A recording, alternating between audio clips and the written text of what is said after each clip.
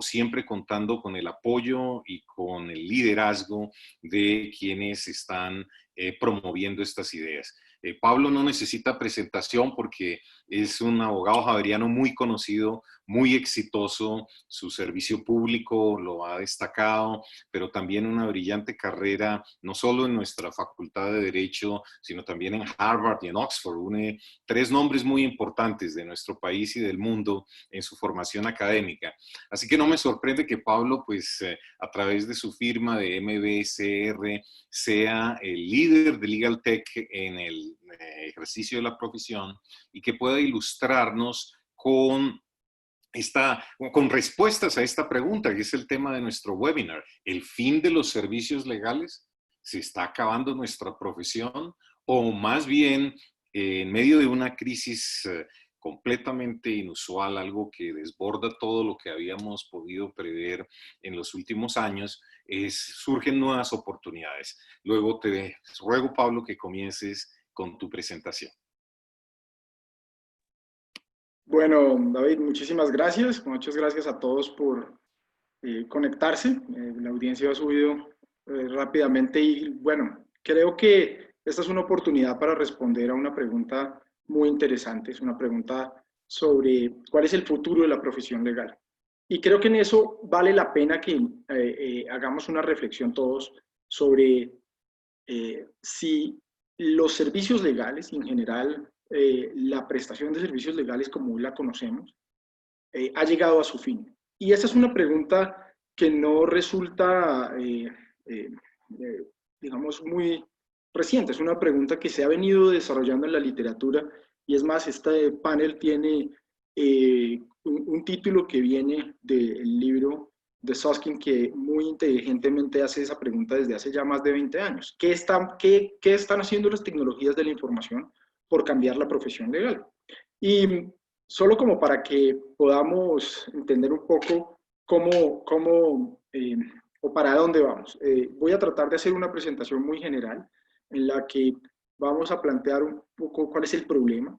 A partir de eso voy a explicar cuáles son las oportunidades o por qué la profesión legal desde las tecnologías de la información tienen hoy una particular estructura que hace que sea sugestiva la pregunta si es el fin de los abogados en general. Y luego voy a mostrar unos ejemplos de otras jurisdicciones y un ejemplo de lo que en mi propia práctica hemos venido desarrollando. Aquí está afortunadamente Juan Sebastián que puede plantear todos los asuntos desde el punto de vista técnico y creo que nos va a mostrar en su experiencia lo que ha hecho. Entonces la idea de esta presentación, más que ser una discusión doctrinal, voy a también interactuar un poco con el público con un par de preguntas sobre en qué estamos. Y quiero que, digamos, empecemos un poco como con esta caricatura que es bien interesante. Este dron es muy diciente. Al final, la caricatura dice, están los drones tratando de competir con los asociados de ventas, está la tecnología compitiendo con disciplinas que se pueden sustituir con otras oportunidades, digamos, de tecnificación. Y creo que desde hace mucho tiempo la evidencia ya parece ser sugestiva. Desde el año 2018, en el estudio de Legal Geeks, pues hicieron una comparación de lo que puede hacer un abogado con lo que pueden hacer unas máquinas y una, digamos, máquina de inteligencia artificial dedicada al análisis de acuerdos de confidencialidad, pues digamos que en un 95%, un 94% de la máquina logró identificar todos los riesgos que se habían ya identificado previamente por expertos en esos documentos. 20 abogados que tenían mucha experiencia en promedio solo identificaron 85%, solo uno logró identificar el mismo número de riesgos que la máquina y hubo varios que llegaron incluso solo apenas por encima del 50%. Y ahí viene un tema que es bien complejo y es el tema de la eficiencia. Y es que la máquina se tomó 26 segundos, mientras que los abogados tardaron 92 minutos. Los abogados se tomaron 12 cafés, la máquina pues no tomó café. Y ahí creo que empiezan a verse una de las eficiencias propias de este particular sistema. Las tecnologías legales pues están tomando las áreas legales, no solamente al interior a través de los sistemas de DLPO, que ya vienen desde hace rato. Desde hace rato se está tercerizando la profesión legal en las grandes empresas, ¿no? Esto va más allá. Estamos llegando a la sustitución de los abogados en las firmas de abogados. Y este es un punto bien interesante. Varias estimaciones están indicando que en los próximos 5 años, más o menos el 13% de los abogados no son necesarios o no serán necesarios ni en las firmas ni en los equipos legales de las empresas. Y sobre todo aquellos que están dedicados al análisis, por ejemplo, de contratos. Y creo que aquí vale la pena usar esta pintura de Bansky para que entremos y pongamos la casa un poco en orden. Y tratemos, digamos, de llevar el punto a la pregunta básicamente de qué es lo que pasa en tecnologías legales. Hay diferentes tipos de trabajo y de trabajo legal. Hay un trabajo que es un trabajo complejo, que muchos conocemos, como por ejemplo el trabajo asociado digamos, a los litigios. Y hay trabajos que son legales, que son muy rutinarios. Hay trabajos donde se da o se define o hay mucha competencia, y hay trabajos de muy baja competencia. Y como ustedes pues probablemente lo han examinado, pues hay tareas que son realmente muy rutinarias que hoy se pueden estar sustituyendo por otro tipo de tecnologías. Y ahí es donde empezamos a examinar las oportunidades de las diferentes tecnologías. El trabajo muy complejo, donde hay baja competencia, pues, que se ve, digamos, en la esquina superior izquierda de esta presentación, pues claramente termina siendo un trabajo que tiene la oportunidad de ser rápidamente sustituido por una máquina. El trabajo rutinario donde hay alta competencia, pues definitivamente va a transformarse.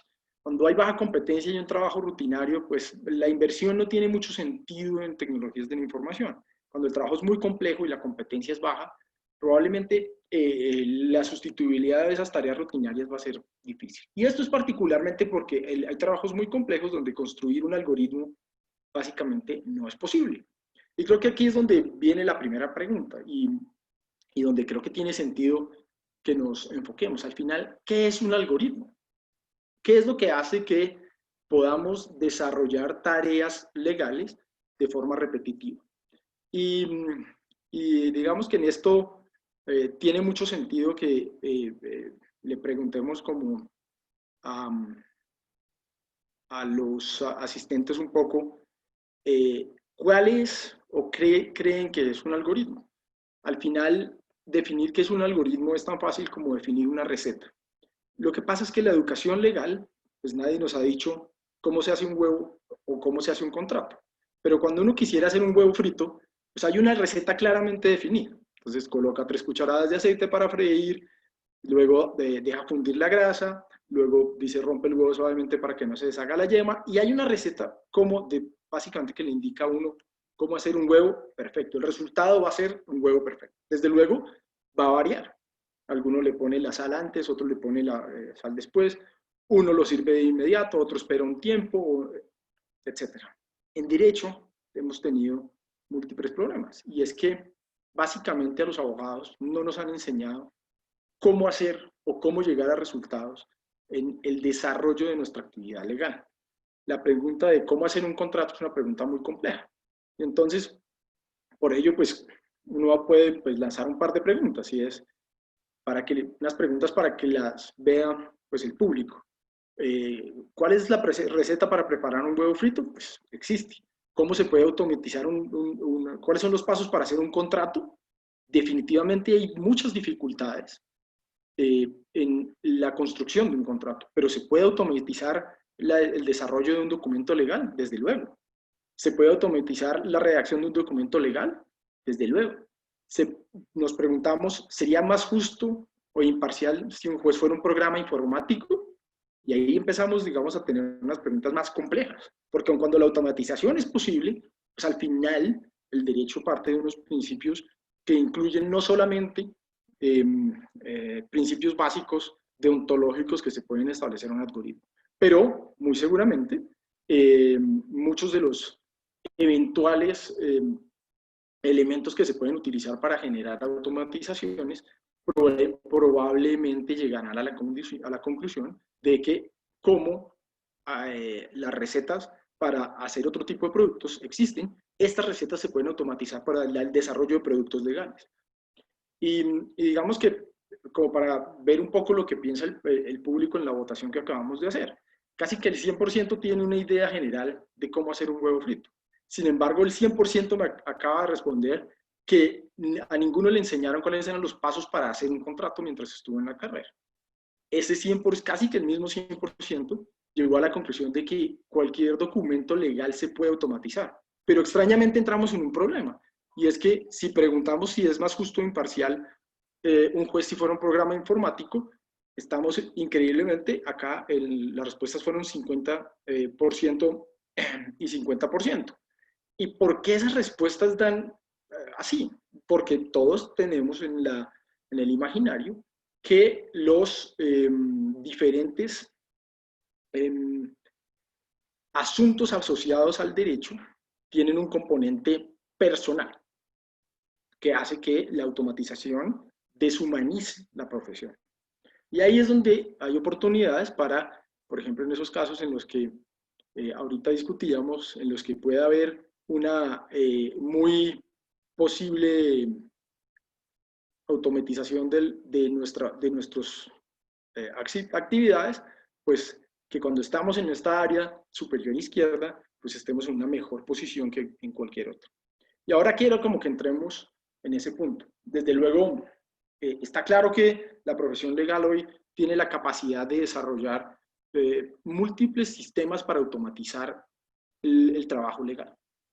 Pero las formas del trabajo legal son muy variadas y la mayoría de las formas están centradas en la capacidad de tener muchísima información. No hay sistema de inteligencia artificial que no requiera digamos, volúmenes muy importantes de información para poder entender y adecuadamente llegar a decisiones que desde el punto de vista jurídico veamos como válidas.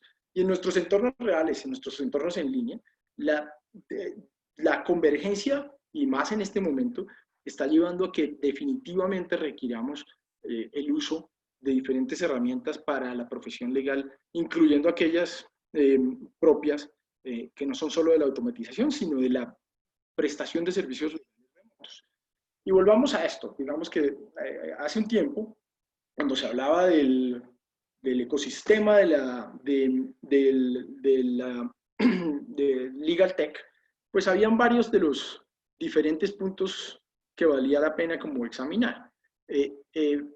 Estaban, digamos, aquellas startups dedicadas al drafting de contratos, al manejo de contratos, al análisis de normas, digamos, y ya había una práctica muy desarrollada en herramientas de investigación legal, de descubrimiento de pruebas, los due diligence de contratos creo que avanzaron muy rápidamente en los últimos 5 años, y lo que se ve en el ecosistema es que el legal tech crece y crece, y lentamente van entrando participantes como Google. Google ha encontrado en sus algoritmos de búsqueda elementos suficientes para llegar a proveer servicios muy avanzados de investigación legal. Pero como ustedes ven, el ecosistema es mucho más grande. Hay desde mecanismos para la administración de firmas. Por ejemplo, un muy buen compañero mío, Eric Duport, desarrolló una aplicación muy inteligente de manejo de firmas, pero también hay aplicaciones ya asociadas a la prestación de B2C, de servicios legales al consumidor de servicios legales. Y esto muestra que definitivamente el futuro es un futuro mucho más complejo. Entonces, como les decía, desde la investigación legal, pasando por, digamos, sistemas, digamos, automáticos. Por ejemplo, este es bien interesante de un pequeño programita que uno puede desarrollar con Python para encontrar, por ejemplo, diferentes tipos de instrumentos asociados a cambio de control. Y para eso, pues obviamente, se define un código que le permite a uno determinar cuáles son los contratos que incluyen esto en un desarrollo de un due diligence. Estos códigos son fáciles de desarrollar, pero en las carreras de derecho no se enseñan.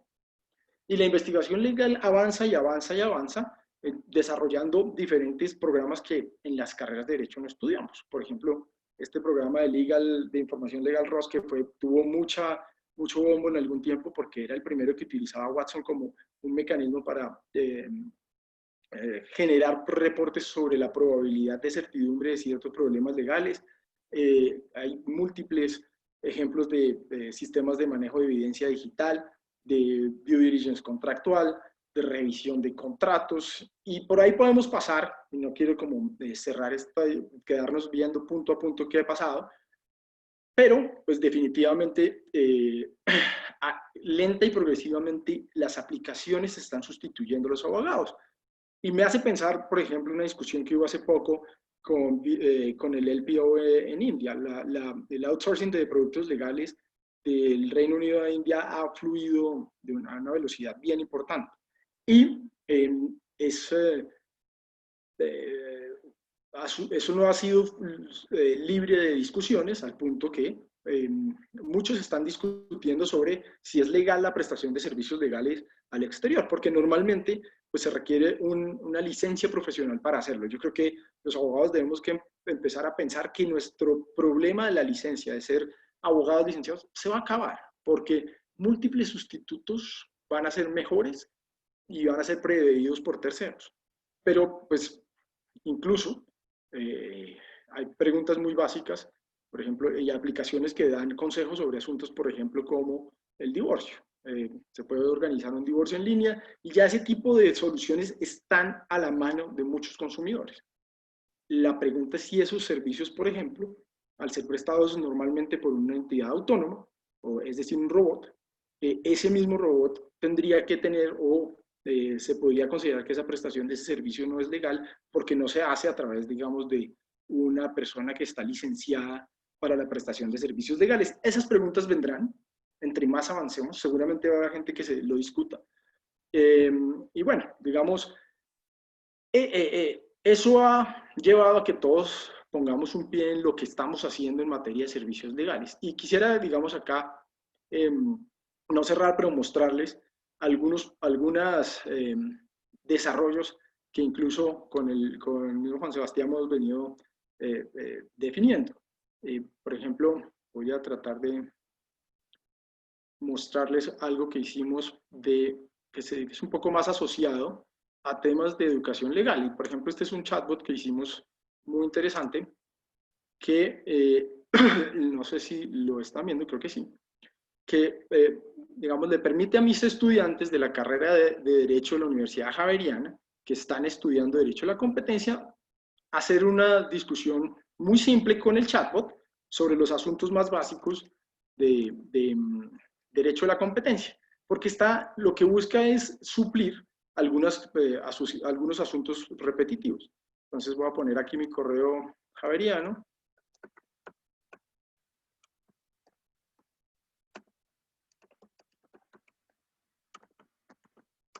Entramos y esto es puro EdTech para derecho.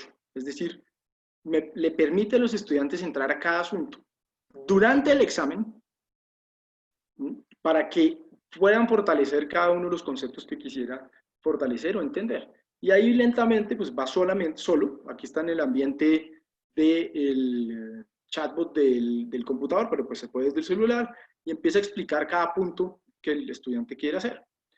Y ya un poquito más avanzado, y esto está más dirigido a los profesionales que están en mi oficina, y hemos venido pues desarrollando ya es un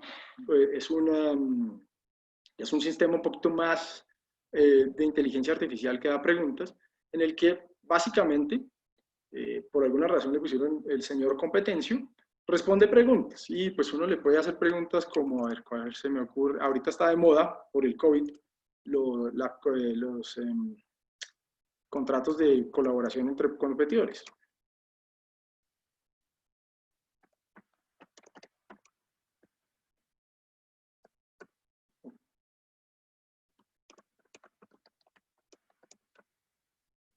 uno pues hace la pregunta, vamos a ver si responde, porque apenas es un bebé que apenas está aprendiendo y pues nos dice y nos da la respuesta.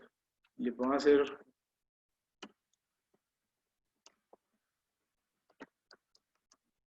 y nos da otra respuesta.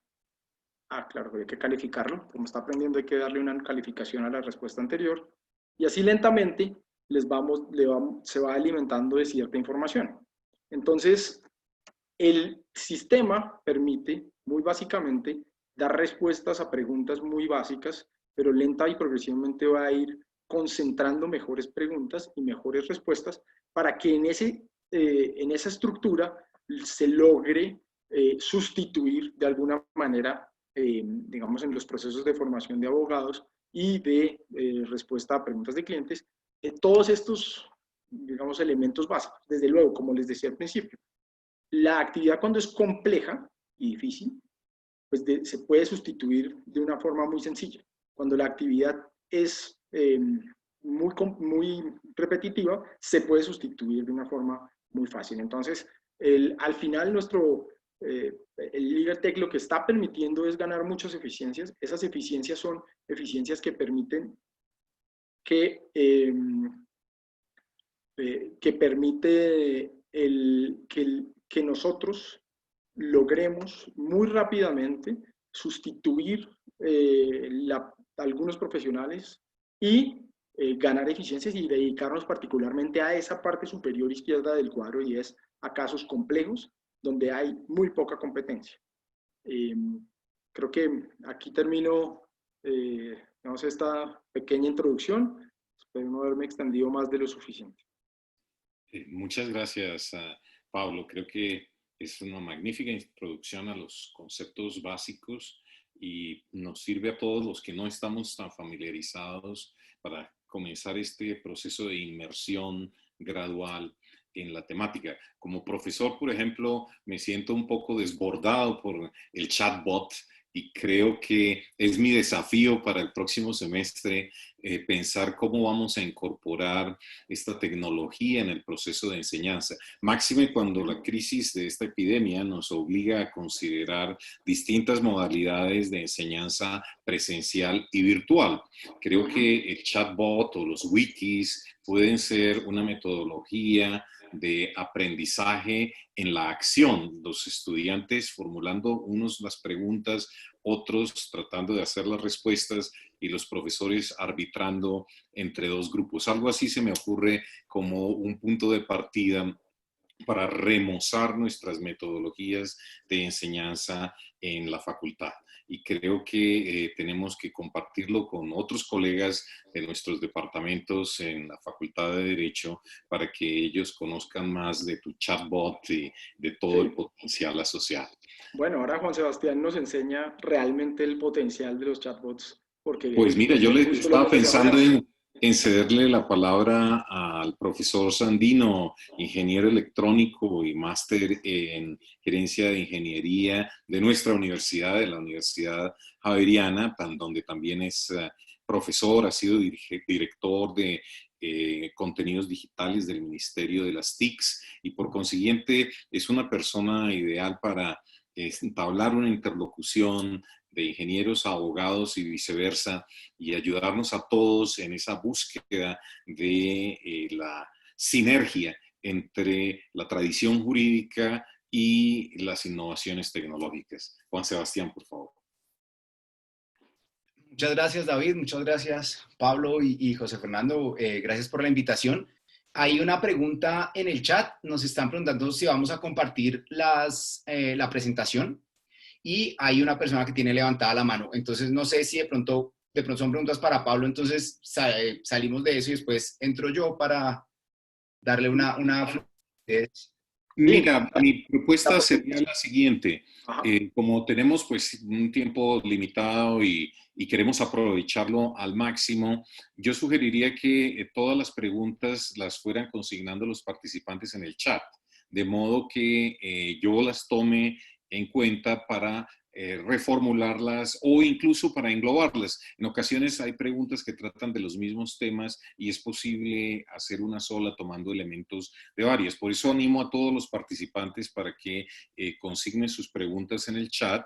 Efectivamente, esperamos colgar en la página de nuestro centro las presentaciones de Pablo, de Sebastián y de José Fernando, pero además nos interesa recibir su retroalimentación en el curso de esta charla entre amigos. Es un encuentro cordial de colegas javerianos y también de otras universidades que son siempre bienvenidos. Pero sugiero que sigas adelante y más bien vayamos consignando en el chat todas las preguntas, de modo que así haya un flujo natural, digamos, lo de los conceptos básicos, y luego en una etapa de cierre de preguntas y respuestas podamos recapitular todo lo que se ha dicho y profundizar los temas de más interés para los participantes. Así que el chat está abierto, yo lo tengo aquí para tomar nota de todas las preguntas. Muchas gracias. Perfecto. Bueno, muchas gracias, David, gracias por la presentación.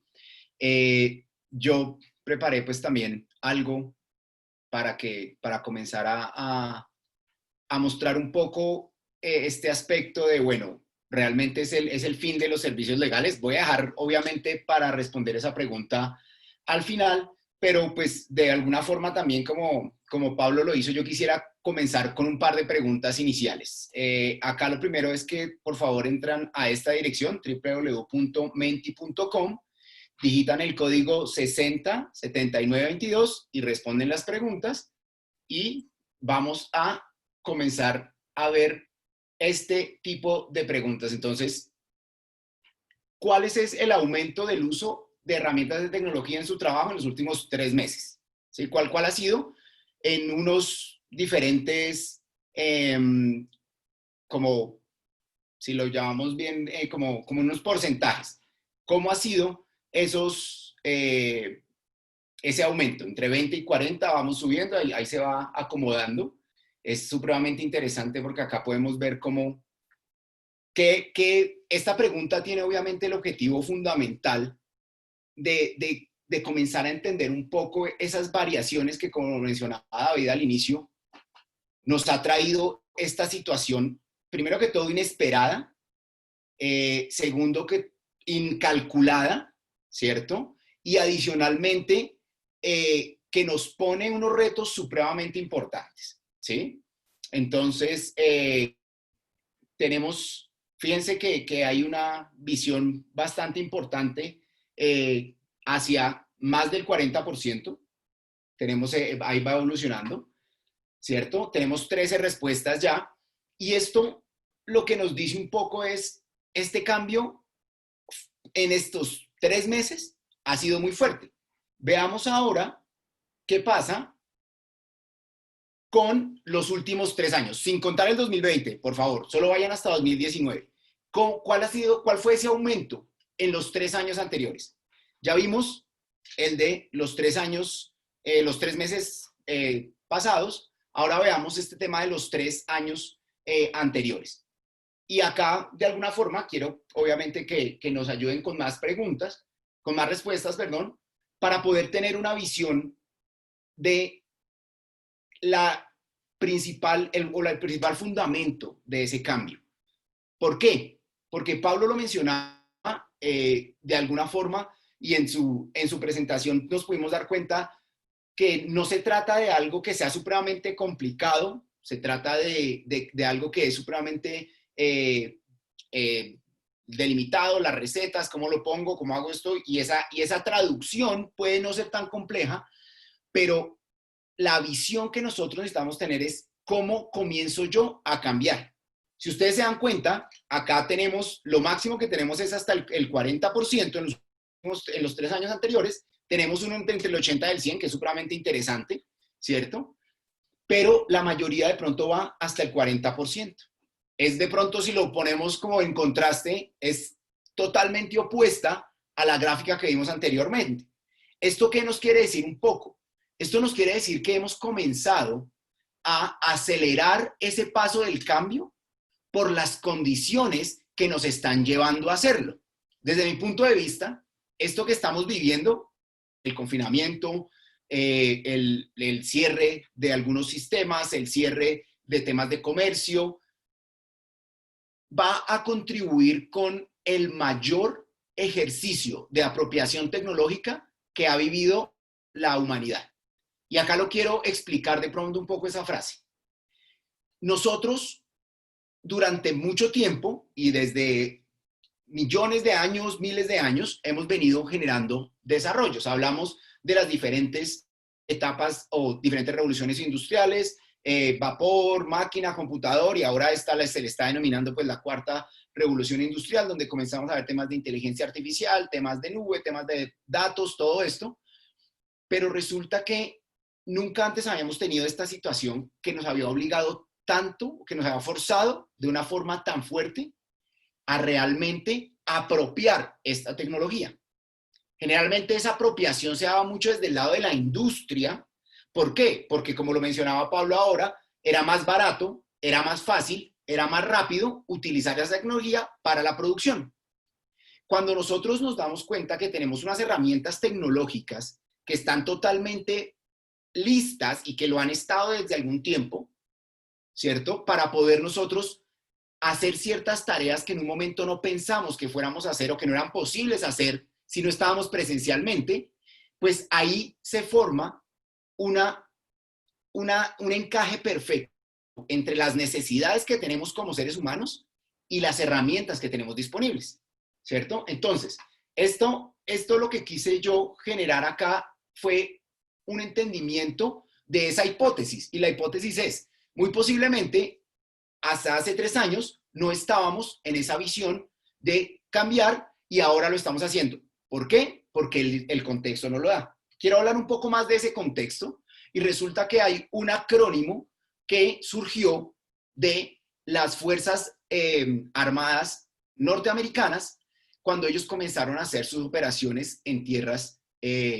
pues como Irak, como estos países del Medio Oriente.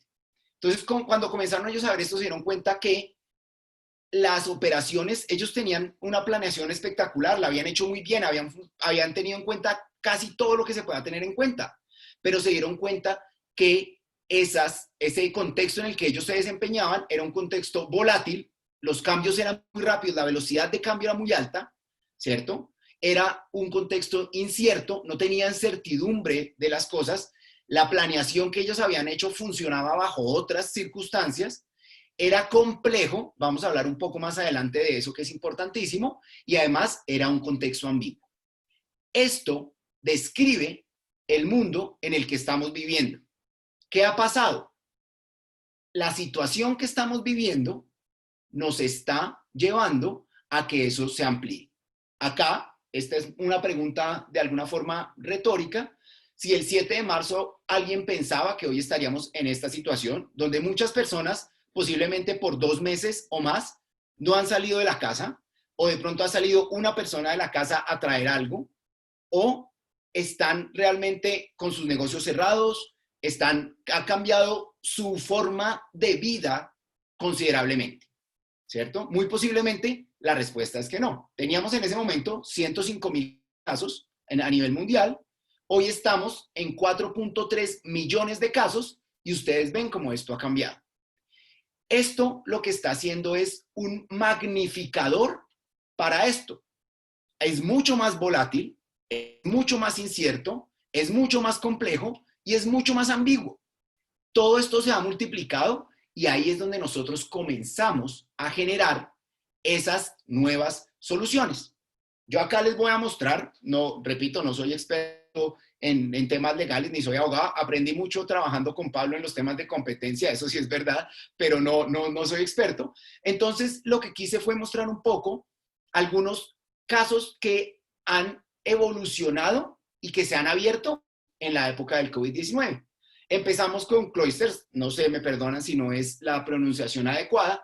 Esta es una firma del Reino Unido que ellos hacen conciliaciones principalmente.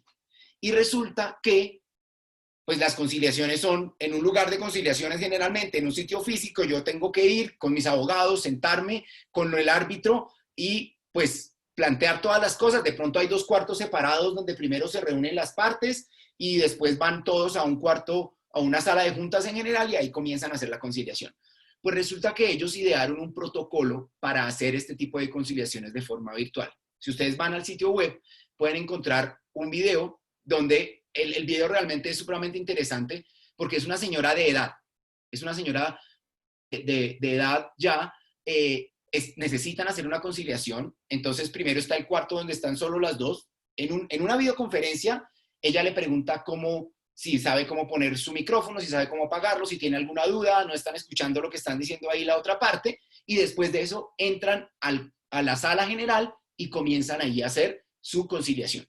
Entonces, pararon muchas cosas, pero esta, por ejemplo, no paró. Y ellos tienen, perdón, dentro de su sitio web también, unos protocolos por si usted realmente siente que necesita hacerlo físicamente, ir a tal lugar y todo esto. Entonces, esto nos mostró que antes pensábamos que no podíamos hacer las cosas de cierta manera y nos estamos dando cuenta que sí, esta situación. Otro, Bigly Legal en España es una startup, como se conoce en temas de emprendimiento, de Barcelona. Ellos hacen el tema de gestión y generación de documentos, generación de contratos de forma automática, ¿cierto? Ellos abrieron su plataforma para que otras firmas de abogados la utilizaran gratis durante 30 días. Al parecer, pues ya como han pasado más de 30 días, ya lo han ido abriendo más, se han ido prolongando esta apertura, pero es súper interesante ver que estamos en una época en donde de pronto, porque no está entrando el dinero o porque estamos teniendo dificultades con el recaudo de la facturación anterior, pues no podemos de pronto tener los recursos que necesitamos para hacer este tipo de revisiones y necesitamos hacerla. Bueno, ahí hay una plataforma. Obviamente eso aplica para España y para Europa, pero ellos lo están haciendo de esa manera. Y por último, uno que es de acá de Colombia. Resulta que Jurídica LA es una de las firmas colombianas que está en este tema de Legal Tech. En alianza con Impulsa, dispuso de una parte en su sitio web donde están dando asesoría legal gratuita y casi que inmediata a mujeres que están siendo víctimas de maltrato. Estamos en un tema de confinamiento, estamos en una situación compleja, pero para las mujeres y para los niños o adolescentes que son abusados generalmente, en muchos casos ellos están encerrados con sus abusadores. Y es un tema supremamente complejo. Esto permite que las personas puedan ir a este sitio y encontrar esa asistencia legal que muy posible no podrían hacerlo, porque si salen a la comisaría de familia, ¿por qué va a salir? ¿Cómo va a funcionar esto de parte de sus abusadores? O también en algún momento se puede dar cuenta del abusador y pues inmediatamente o muy probablemente pues va a tener una represalia. Entonces, este tipo de cosas son soluciones que están funcionando y que si bien ya estaban, en la mayoría de los casos, en los dos últimos casos, en el primero lo hicieron de cero, nos están dando una visión de que este tipo de cosas está ayudando en este momento. Lo estamos haciendo y está ya siendo utilizado, ¿cierto? En Colombia, esto lo encontré hace un par de días en Asuntos Legales, se está teniendo una visión, esto lo hicieron de la mano de Hacker Legal, el grupo de más o menos 100 empresas de Legal Tech en Colombia. Yo quise poner esta diapositiva más que para mostrar los casos, para ver y hacer ese paralelo con lo que Pablo mostraba a nivel internacional, de decir, mire, hay unas que se dedican a investigación jurídica, ¿cierto? Otras que se dedican a hacer un tema de gestión, que es el tema de contratos y de procesos jurídicos. Otras que prestan sus servicios en línea, es decir, yo no tengo que irme a ningún lado para obtener un servicio o para poder acceder a un servicio jurídico. Automatización de documentos o de procesos, recolección de evidencias digitales y recolección, organización y todo esto, el e-discovery, temas de formación y temas de marketplace que conectan oferta con demanda. Nosotros ya estamos avanzando en eso. Sin embargo, en la visión también, España, por ejemplo, tiene un comparador de Legal Tech que asciende ya a 300 firmas. Solo en España y solo en los últimos años. Es supremamente interesante. Si quieren lo voy a poner en uno de los puntos de la presentación ahora que terminemos, porque da una visión de qué está pasando, ¿cierto? Cuando nosotros comenzamos a ver los temas de los casos de usos ya que también se han hecho, acá quiero hablar de un par, uno en el sector público. ahí, Pablo, no sé si podemos poner quiero que se queden con estas cifras, 7.1 millones de contratos analizados. Podemos poner la pregunta de cuánto se demoran en promedio leyendo una página de un contrato. Es una pregunta bastante puntual, pero me interesa y ya van a ver por qué. Mientras tanto, les voy contando, Océano es una plataforma que desarrolló la Contraloría General de la República para hacer los temas de analítica de los contratos. Y ya les voy a explicar un poco de eso porque es supremamente interesante. No estoy viendo los resultados, no sé dónde los veo. Posiblemente está escondido. Ah, ok, listo. Entonces, este es un esfuerzo y acá quiero hacer un énfasis importantísimo. Cuando nosotros hablamos de contratos, pues lo primero que nos viene a la cabeza mientras ustedes responden, obviamente son pues la profesión, temas de derecho, los abogados, las firmas, es natural, ¿no? Cuando hablamos de contratación pública, pues también hay un peso muy importante en el tema legislativo, en el tema de contratos, del tema de administración pública. Sin embargo, este punto es ahí, ok. Estamos viendo, creo que la misma anterior. Listo. Entonces, este equipo de personas, obviamente ellos tienen ayuda de firmas de tecnología. Sin embargo, este equipo de personas, obviamente, tiene abogados, pero también tiene ingenieros electrónicos, ingenieros industriales, economistas e ingenieros de sistema. El equipo lo que se dedica es a programar, que era lo que mencionaba Pablo, a definir esas reglas para que el algoritmo pueda hacer un análisis de los contratos.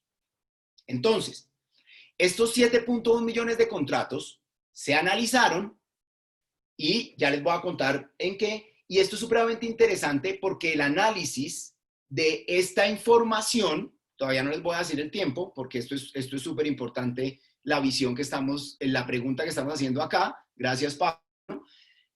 Ellos encontraron interesantes puntos dentro de esos 7.2 millones de contratos. Resulta que existía una droguería que estaba proveyendo artículos de ropa para una alcaldía o para una gobernación. Resulta que una persona cuya actividad profesional era la de tener gallinas pues, para la venta, estaba construyendo carreteras, ¿sí? Resulta que encontraron casos en el que una sola persona era el revisor fiscal de 27 firmas a nivel nacional, ¿sí? Entonces, con estos datos nos vamos a quedar, fíjense, lo más grande es el 10%, más de una hora, y ahora 7.1 millones de contratos, no quiero ni siquiera hacer las cuentas de cuántas hojas tienen cada uno de esos contratos para llegar a un número mucho más grande y analizarlo, ¿cierto? Esas fuentes, además de los contratos, se tuvieron 12 fuentes adicionales de información. SECOP 1, SECOP 2, el tema de SARLAF, todo el tema donde se genera, donde hay información de contratos. Todo eso se analizó.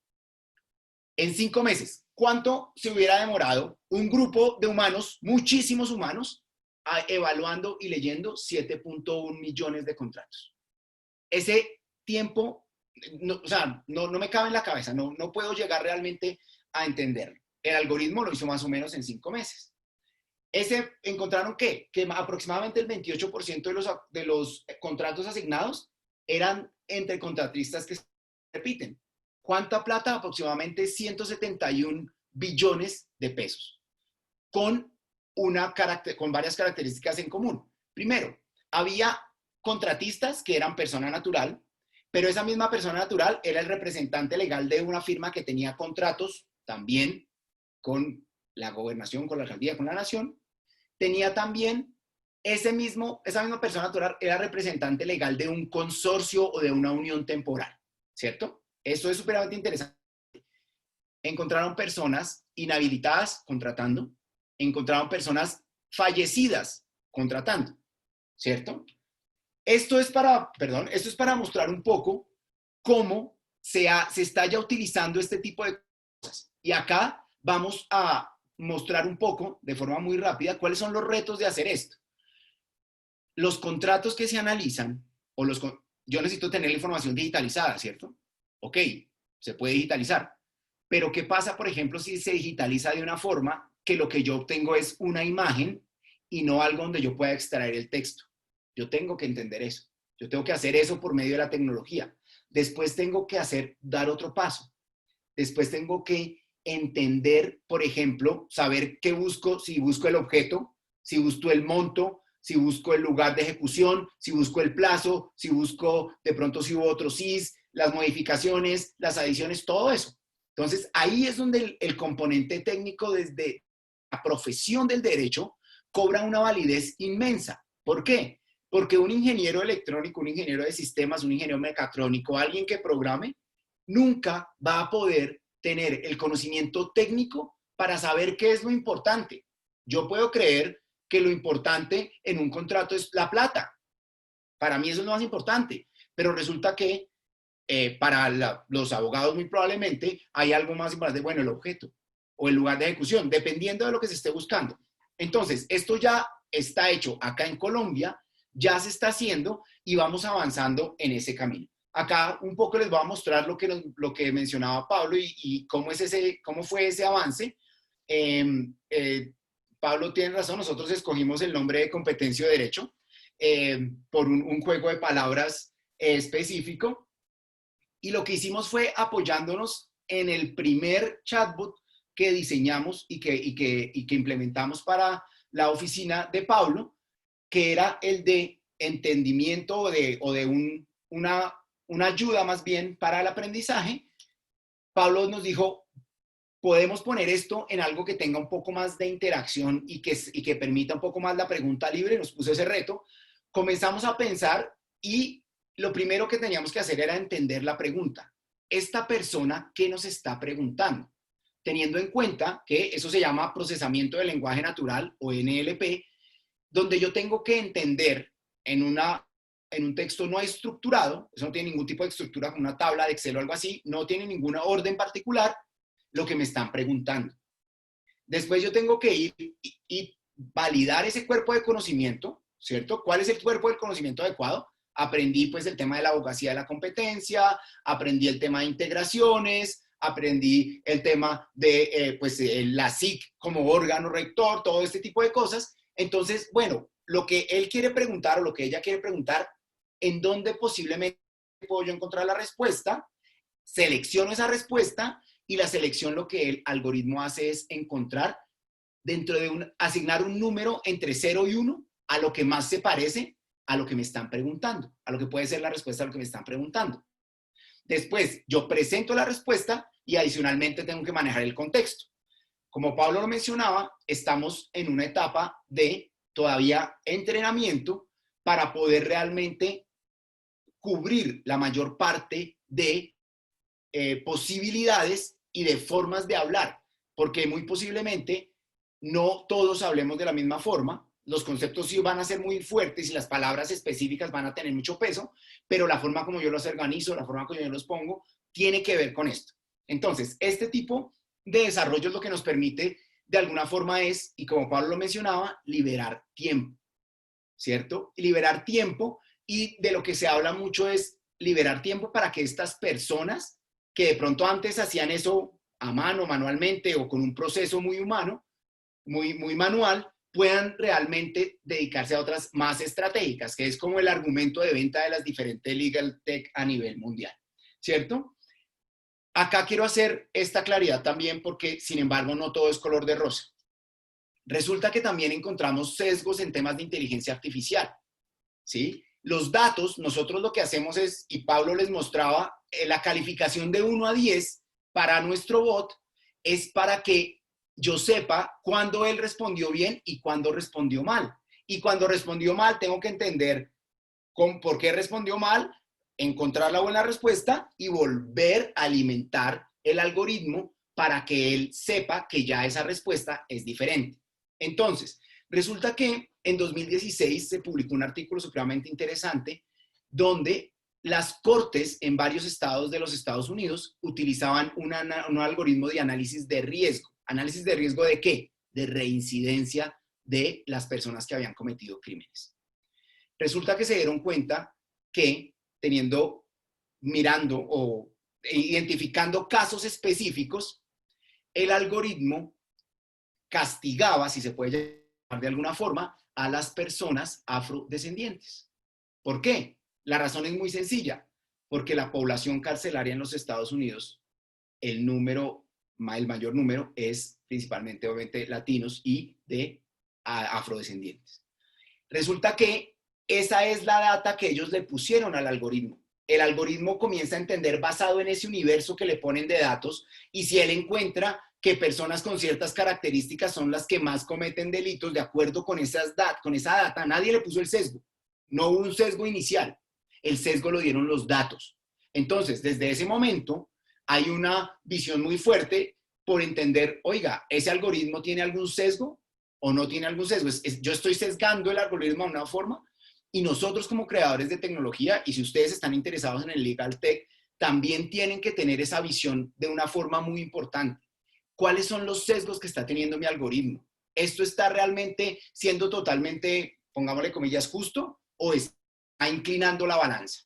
En temas de contratación, resulta que Amazon, ustedes conocen a Amazon, saben que Amazon es el más grande en temas de comercio electrónico, pero resulta que ellos también son los principales proveedores de servicios de nube a nivel mundial, ¿cierto? Cuando hablamos de esto, comenzamos un poco a ver, ellos hicieron un algoritmo para que preseleccionara las hojas de vida.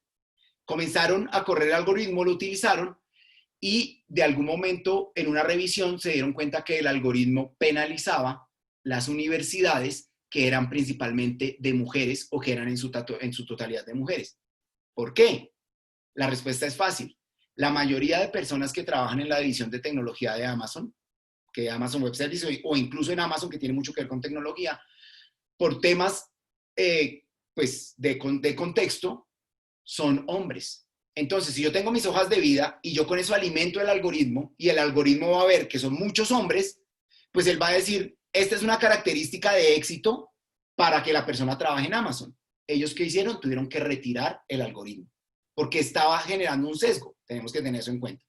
Y para culminar esta parte, quisiera mencionar un poco el tema de un bot de Microsoft, un bot de Twitter de Microsoft que se llamó Tai. Tenía supuestamente una fisionomía en el avatar que pusieron que era femenina, y ellos, era una inteligencia artificial que tuiteaba. El objetivo era que Tai definiera su estilo de comunicación dependiendo de la interacción que tuviera con las personas, o que tuiteaban y que le tuiteaban y que se comunicaban con el bot. Pues resulta que solo pudo estar al aire el bot 24 horas, y a Microsoft le tocó cerrarlo porque a las 24 horas era racista, era antisemita, era machista y era vulgar. ¿Por qué pasó todo esto? Porque algunos colectivos se dieron cuenta que era como un experimento y le comenzaron a alimentar con otros bots contenido de esa forma. El bot no sabe que eso no está bien o está mal. Él no tiene ni idea de eso. El algoritmo no sabe eso. Lo que él va haciendo es aprendiendo y lo va generando. Acá es súper importante mencionar que el tema de la tecnología tiene que tener un propósito, y que yo tengo realmente que saber cómo voy a enfocar la tecnología para resolver necesidades. Ojalá necesidades de mi usuario central, ¿cierto? Que creo que nos va a comentar un poco más de eso, José. Y acá ya para terminar, en cómo se puede comenzar con este camino, pues resulta que nosotros generalmente creemos que la transformación digital es esto, ¿sí? Para la audiencia que de pronto no conoce muy bien estas dos, vamos a ir con un tercero que ya sí pueden conocer mucho más. Entonces creemos que la transformación digital es esto, ¿cierto? Cuando realmente es mucho más esto: trabajo, trabajo, trabajo, y hay que recorrer un camino para hacerlo, ¿cierto? Entonces, la primera herramienta que yo quiero dejarles a ustedes para comenzar a ver cómo yo implemento mi tecnología o veo este tipo de tecnología de una forma útil, es esta diferencia: complicado versus complejo. Resulta que esta es una pregunta súper importante. ¿Cuál es esa diferencia entre complicado y complejo? Esto es algo que nosotros mezclamos mucho entre las dos respuestas. Sin embargo, un sistema complicado puede ser controlado y puede ser arreglado, ¿sí? Por ejemplo, el motor de un carro. Yo puedo, si mi carro se daña hoy, a muchos de pronto de los que la batería se les ha quedado muerta porque el carro está parado ahí, pues puede que nosotros no sepamos cómo cambiarla, pero llamamos a alguien, la persona viene, nos trae el repuesto, la cambia y está bien. O cualquier otro tipo de cosas del motor del carro en su funcionamiento, ¿cierto? Un experto lo puede arreglar, lo puede solucionar, lo puede controlar. Mientras que un sistema complejo solo puede ser gestionado, no puede ser ni controlado ni arreglado. ¿Y por qué es importante esta diferencia? Porque generalmente cuando nosotros estamos pensando en temas complicados o en sistemas complicados, hay una o dos respuestas que son válidas. Mientras que cuando pensamos en un aspecto complejo, hay muchas opciones que pueden ser válidas y nosotros lo que tenemos que hacer es encontrar cuál es la que mejor se ajusta a nuestras necesidades. Resulta que históricamente las organizaciones, esto no aplica únicamente para las organizaciones legales o de abogados o de jurisprudencia, hemos venido pensando en sistemas complicados. Es decir, había una respuesta o dos respuestas que eran las que funcionaban. El COVID-19 nos ha mostrado que eso no es así. Eso cambió drásticamente y es un momento para comenzar a pensar en opciones. Es decir, el mundo es complejo. Los humanos somos complejos. Una organización es un sistema complejo. Entonces tenemos que comenzar a pensar en opciones. Y ese es uno de los primeros paradigmas que tenemos que romper. No hay una sola respuesta específica o adecuada. Hay varias y tenemos que encontrar cuál es, ¿cierto? Y ya, esta es mi última, lo prometo. ¿Cuáles son esas nuevas habilidades para el trabajo? Y acá quiero hacer como varias dimensiones. No son nuevas habilidades exclusivamente para las personas que se están formando, para los estudiantes, sino también los profesionales necesitamos obtener este tipo de habilidades. Pensar en opciones, ¿sí? Una única respuesta ya no va a funcionar. La respuesta que funcionaba hace 3 meses, hoy ya no funciona, en el 99.9% de los casos. Hoy ya no funciona. Así tú trabajes en domicilios, así tengas una plataforma para entregar, el trabajo se subió y la respuesta que tenías antes, hoy ya no funciona. Experimentar, probar las cosas, empezar pequeño y comenzar a probar y a validar esas hipótesis que tenemos. Tenemos varias hipótesis que son posibles. ¿Cómo validamos y cómo sabemos cuál es la adecuada? Por medio de la experimentación. Aprender rápido, que esto va de la mano con la tercera, con la cuarta, perdón. Entender las tendencias tecnológicas. Entender esto qué significa, cómo lo puedo hacer. Yo no digo que se vuelvan expertos, pero por lo menos entender un poco esto cómo me impacta y cómo impacta lo que yo estoy haciendo, que tiene que ver un poco con lo que mencionaba Pablo de el tipo de trabajo y lo que yo puedo hacer con los determinados casos de uso, ¿cierto? El análisis de datos es fundamental, ¿cierto? Y diseñar pensando en el usuario, que ahí ya me voy a quedar, porque pues obviamente José es nuestro panelista que nos va a hablar mucho más de eso. Esa era por mi parte como esta introducción. Les doy las gracias por la atención y pues ahora en el debate veremos las preguntas. Muchísimas gracias. Muchas gracias, Juan Sebastián. Le corresponde, por supuesto, el turno a José Fernando, quien es abogado, experto en legal design, derecho y tecnología, es socio de una firma de abogados y también ha sido profesor visitante en el Legal Design Lab de la Universidad de Stanford. Hemos recibido un grupo importante de preguntas que yo espero poder formular en la etapa de cierre de nuestro webinar. Le voy a rogar a José Fernando pues que tratemos de aprovechar el tiempo, unos 15, 20 minutos, a fin de dejar algún espacio para las preguntas. Y les ruego a todos que nos esperen a ese momento porque hay unas muy interesantes y no quisiéramos perder la oportunidad de acudir a nuestros expertos para pedirles sus respuestas. Creo que todos estamos ahora recibiendo también algunas preguntas, algunas respuestas están siendo contestadas, por ejemplo, algo sobre lo que es complejo y lo que es complicado, que era una de esas preguntas, ya creo que Juan Sebastián se ha aproximado a ello. Por favor, José Fernando. Bueno, muchísimas gracias, David. Un placer estar acá con Pablo, con David y con Juan Sebastián en este webinar organizado por la Javeriana. Qué nota ver que la Javeriana se está montando en el bus de Legal Tech y ojalá este sea como el primero de muchos eventos que hagamos con esto. Yo les voy a hablar muy rapidito sobre tecnología y solución de controversias. Y quiero arrancar con la pregunta que siempre hago en clase cuando hablo de este tema, y es, bueno, ¿quién ha construido cosas más complejas, los ingenieros o los abogados?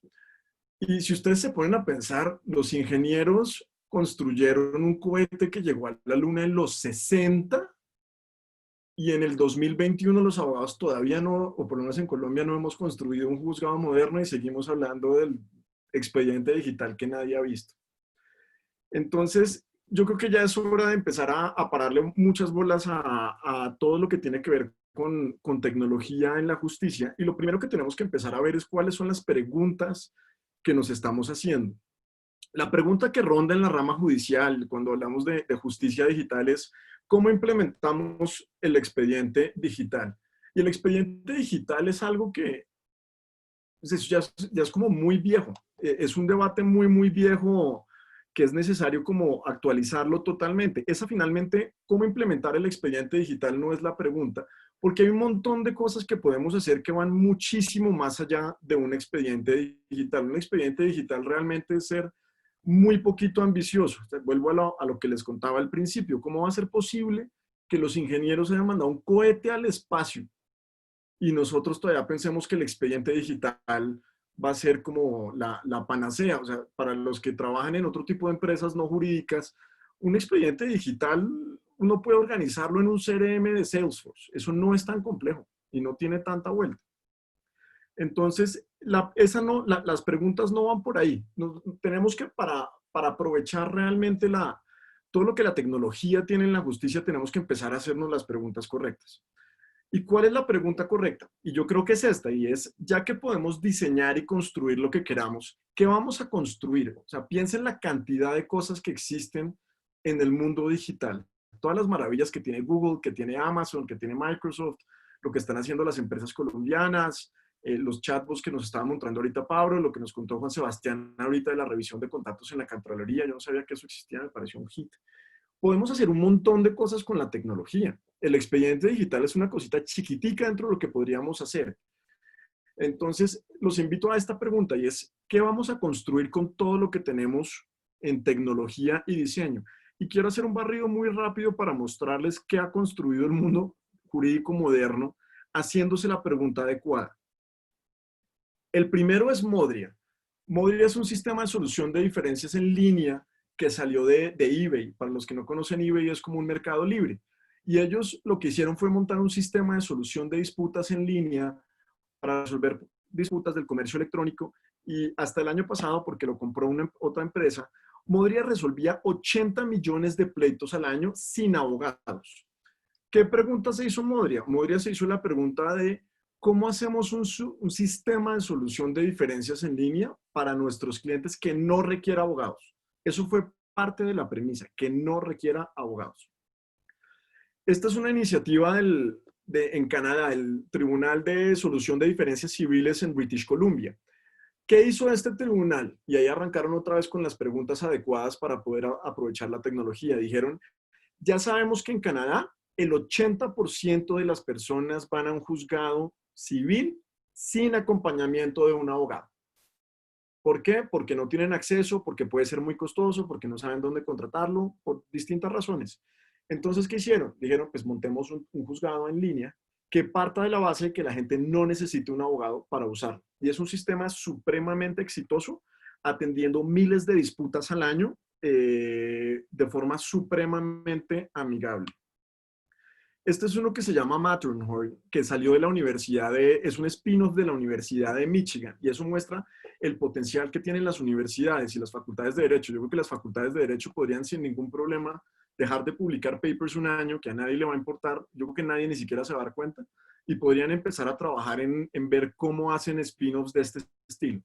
¿Qué hicieron en la Universidad de Michigan? Crearon un sistema que se llama Matterhorn, que ayuda a la comunicación y le permite a las cortes crear soluciones, sistemas de solución de diferencias en línea encima de la plataforma de Matterhorn. Es básicamente una plataforma para construir soluciones de diferencia en línea que se usa para temas civiles, de familia, pleitos de tráfico, cobros ejecutivos, por ejemplo, y resuelve miles y miles de pleitos en línea al año. ¿Qué está haciendo el Reino Unido? Montaron divorcio en línea, si ven el cuadrito de la izquierda, el azul, montaron todo un sistema de aplicaciones para el divorcio en línea, han resuelto más de 41,000 procesos de divorcio y van a seguir avanzando hacia la justicia digital. El Reino Unido tiene una iniciativa gigante, no de crear un expediente digital, porque eso ya está, ese debate está mandado a recoger, casi que debería ser prohibido, sino que están diciendo es cómo creamos sistemas para el siglo XXI. Sabiendo que tenemos una cantidad de tecnología espectaculares, ¿qué tiene sentido construir ahorita? China, por ejemplo. China ha sido pionero en armar disputas en línea centradas en el usuario, como lo decía Juan Sebastián.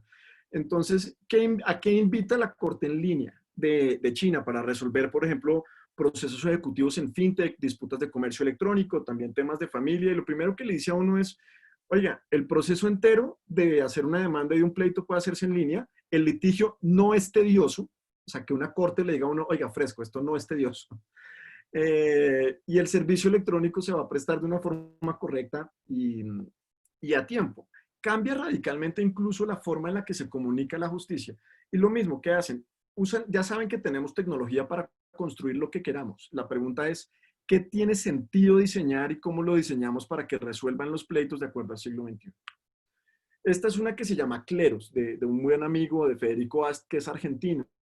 Y lo que hizo Cleros fue crear con base en blockchain un sistema de justicia descentralizada, de tal forma que cualquier persona en el mundo pueda aplicar para ser juez y resolver disputas del comercio electrónico que las personas y las tiendas quieran llevar a Cleros. Y de esa forma descentralizan el sistema de justicia. Ahorita que Pablo decía, bueno, y la pregunta es si la gente está calificada o no, si el servicio lo está prestando un abogado o no.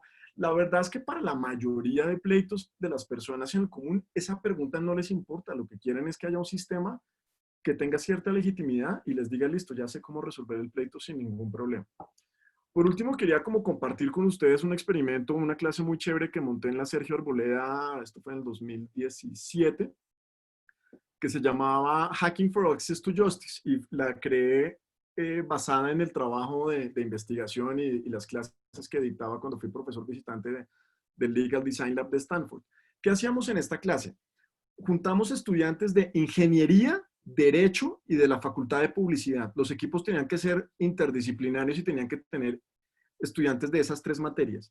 Les poníamos retos y durante la clase lo que tenían que hacer era construir un prototipo tecnológico y validarlo con usuarios para resolver ese problema de acceso a la justicia que les planteamos. Y rápidamente les quiero como mostrar que crearon unos de los estudiantes. Crearon un sistema básicamente para hacer todo el proceso monitorio del Código General del Proceso en línea y eliminar discusiones que son supremamente obsoletas, como por ejemplo la admisión de una demanda o un conflicto de competencia. Entonces, el video es larguito y simplemente se los voy a pasar, pero aquí está la plataforma. Se la va llevando a los usuarios para ver cómo redactar las demandas, qué es lo que tienen que ir haciendo.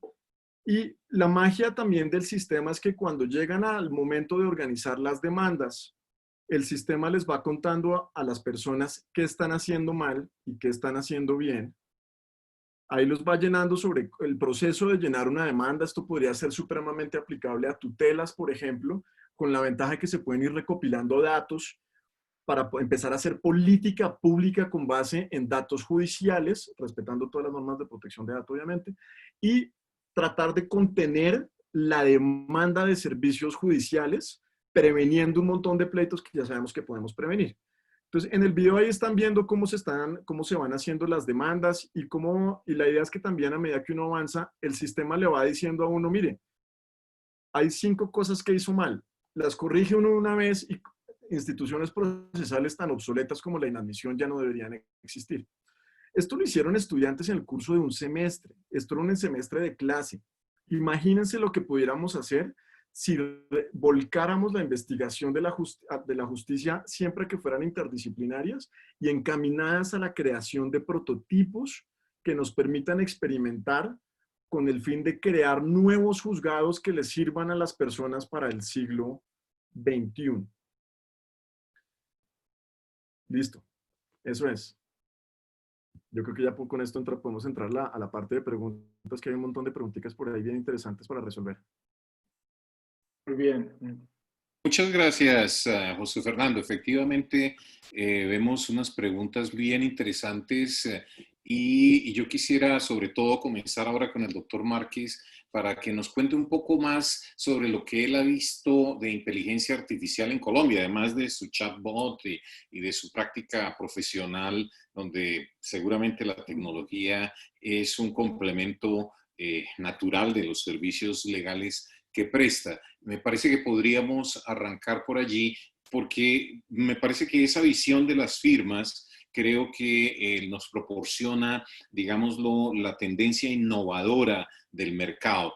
Cuando el doctor Torres mencionaba por qué es tan difícil hacer el expediente digital en Colombia, yo creo que tengo la respuesta después de 20 años de trabajar en ese tema en la rama judicial, pero no me atrevo a darla en público porque creo que es potencialmente embarazosa. Así que prefiero que el doctor Márquez nos ilustre sobre las nuevas tendencias, el cutting edge de la inteligencia artificial en Colombia. Pablo, por favor. Bueno, no, al punto. Yo no conozco ninguna que definitivamente utilice sistemas de inteligencia artificial. Y lo digo con mucho respeto. No es que no haya gente intentando desarrollarlas, porque pues yo estoy en eso. Lo que pasa es que no es fácil, requiere muchos conocimientos técnicos. Es más, me hubiera encantado en el pregrado que José Fernando fuera mi profesor y me pusiera en ese reto, en el reto de construir paso a paso cualquier cosa. En derecho hemos aprendido siempre por asociación. Uno ve cómo lo hace el jefe, cómo lo hace el profesor y ahí va aprendiendo. Pero a nadie lo sientan a hacer un sistema automático para hacer una cosa. Y todos los que están como participantes o panelistas seguramente recordarán muchos sistemas que se hicieron o que automáticamente pueden responder muchas preguntas a las que les hacen todos los días. Y también aquí hay un tema de conflicto, digamos, de interés propio. Hay cosas que le preguntan a uno que son tan fáciles que si las automatizara y las volviera gratuitas, pues no cobraría. Es real, pero cuando uno empieza a enterar en los temas de Legal Tech, empieza a aprender que esto es realmente simple. Y muchas preguntas muy simples se pueden resolver de formas muy simples. Por eso, pero con el tiempo vamos a lograr llegar a actividades que son repetitivas, complejas, pero muy difícilmente llegaremos a esas donde hay baja competencia y que son muy complejas, siendo sustituidas por una máquina. Entonces, volviendo al punto, yo no conozco ninguna, seguro hay alguien desarrollándolo, seguro. O sea, no me cabe la menor duda. Hay gente pensándolo, hay grupos grandísimos pensándolo. Que haya una hoy en el mercado, no la conozco. Que ya esté desarrollada y de pronto no la hayan sacado al mercado, puede pasar. Porque ¿para qué voy a sacar algo que destruye el valor de mi profesión cuando mi profesión está viviendo de una ineficiencia y un costo de transacción inexistente? Pero José también puede tener alguna experiencia buena en eso, ¿no? Sí, me gustaría pedirle a José Fernando que nos diera su opinión. Yo he escuchado que se publicita en el mercado como inteligencia artificial algunos mecanismos de buscadores avanzados de información jurídica y algunos proveedores con marcas muy acreditadas han comenzado a hablar de algunos de sus aplicativos como de inteligencia artificial. Viene a mi mente Vincent de VLEX, que se promociona a sí mismo como una herramienta de inteligencia artificial, pero tal vez José Fernando tiene alguna información adicional. Una de las cosas que está pasando y quiero volver como a la presentación de Pablo donde decía, bueno, ¿y qué es un algoritmo? Y es que como los algoritmos son vías nuevos para abogados, Ahora cualquier algoritmo para un abogado es inteligencia artificial automático. Entonces, está pasando bastante eso, que cualquier persona que logró hacer un algoritmo muy sencillo automáticamente dice, yo estoy haciendo machine learning al igual que Google. Eso pasa bastante. Pero también hay esfuerzos grandes. Vincent no lo conozco. Hay estoy en la junta directiva de Legis y estamos trabajando mucho en mejorar el buscador de jurisprudencia usando Machine Learning. ¿Qué es lo que nos pasa en derecho que hace que esto sea bien difícil? La primera, tener los datos estructurados para realmente empezar a entrenar algoritmos es muy complejo. Y yo creo que muy pocas empresas realmente van a tener acceso a la cantidad de datos requerida y van a poder estructurar los datos de tal forma que puedan entrenar el modelo como toca. Eso es un reto muy grande. Y el otro reto muy grande que tenemos es que no tenemos expertos en product management, en gerencia y creación de producto digital. Porque también ahorita como la inteligencia artificial está de moda, como todas las cosas tecnológicas tienen que responder un muy buen problema. Puede ser aplicable para un montón de cosas, pero para un montón de cosas no. Y en derecho, por mucho que se habla de Big Data, la verdad es que en derecho no tenemos Big Data, tenemos bien chiquito data. Es small data con toda, donde ni siquiera podríamos llegar a tener información suficiente para entrenar algoritmo, pero no significa que no podamos usar algoritmos como lo mostraba Pablo y lo que contaba ahorita Juan Sebastián, para automatizar y hacer un montón.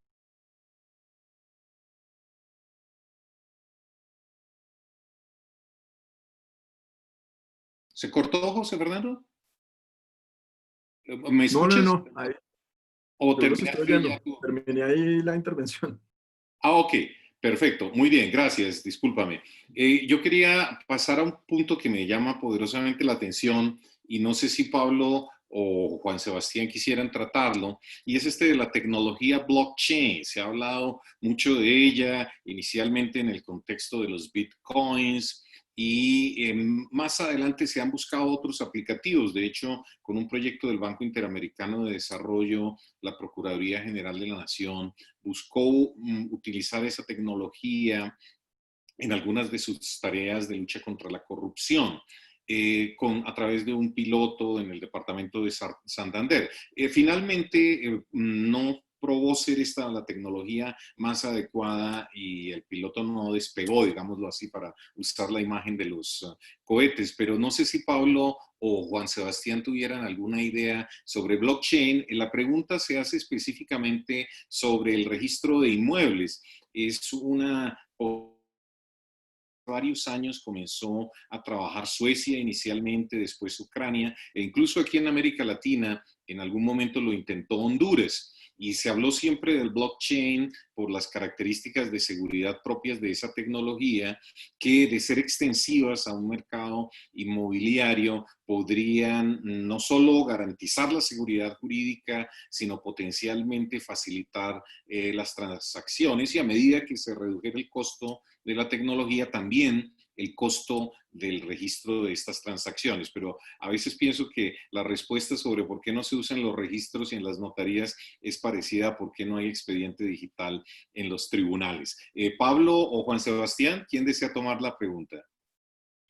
Si quieren, yo hago, pues desde mi punto de vista, tiene mucho que ver con lo que mencionas, David, porque ya hay, por ejemplo, pilotos de soluciones de blockchain para temas de comercio exterior, donde comenzamos de pronto a tener todo el proceso de comercio exterior dentro de una aplicación de blockchain que nos permite no solo tener obviamente el control, sino por ejemplo que cuando el barco sale, de esto lo hicieron en una prueba entre un puerto de África y Rotterdam.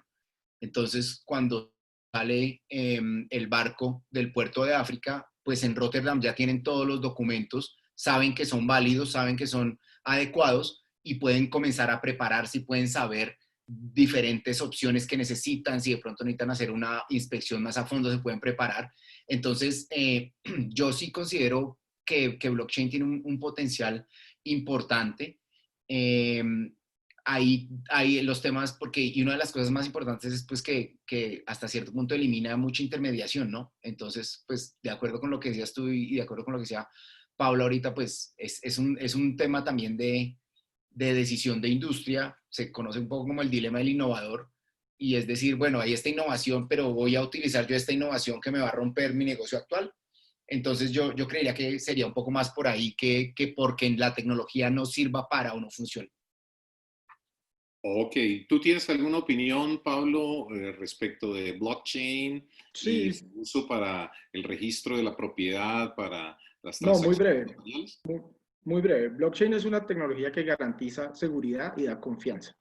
Nosotros tenemos muchas instituciones jurídicas que lo que buscan es reducir los costos de transacción de las derivados de las asimetrías de información o lo que uno suele llamar el riesgo moral, en economía se le denomina así, o la selección adversa, es decir, que no tengo claridad sobre qué pasa con un documento y no hay certeza pública sobre algo. Blockchain rompe y destruye la necesidad de esos intermediarios, reduce esos costos de transacción y hace que sea mucho más simple. Entonces, desde luego, muchas instituciones jurídicas, como los registros, dejan de tener sentido, o más bien las entidades dedicadas al registro dejan de tener sentido porque lo sustituyo con una tecnología que rompe con la necesidad del intermediario humano que da confianza.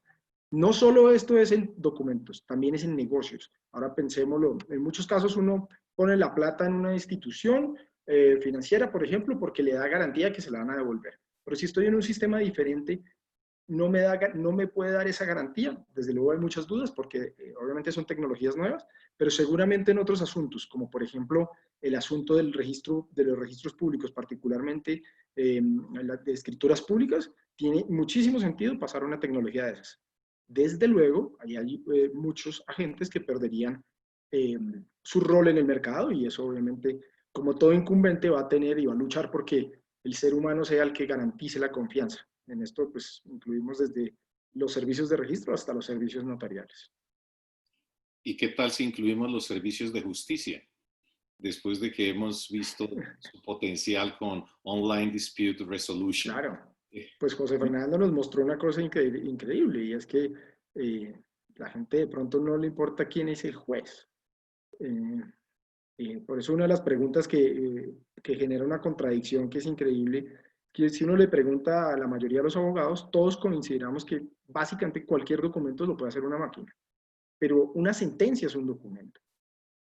Porque entonces nos dio en los resultados de las preguntas que el 50% prefiere que sea una persona, no un sistema informático.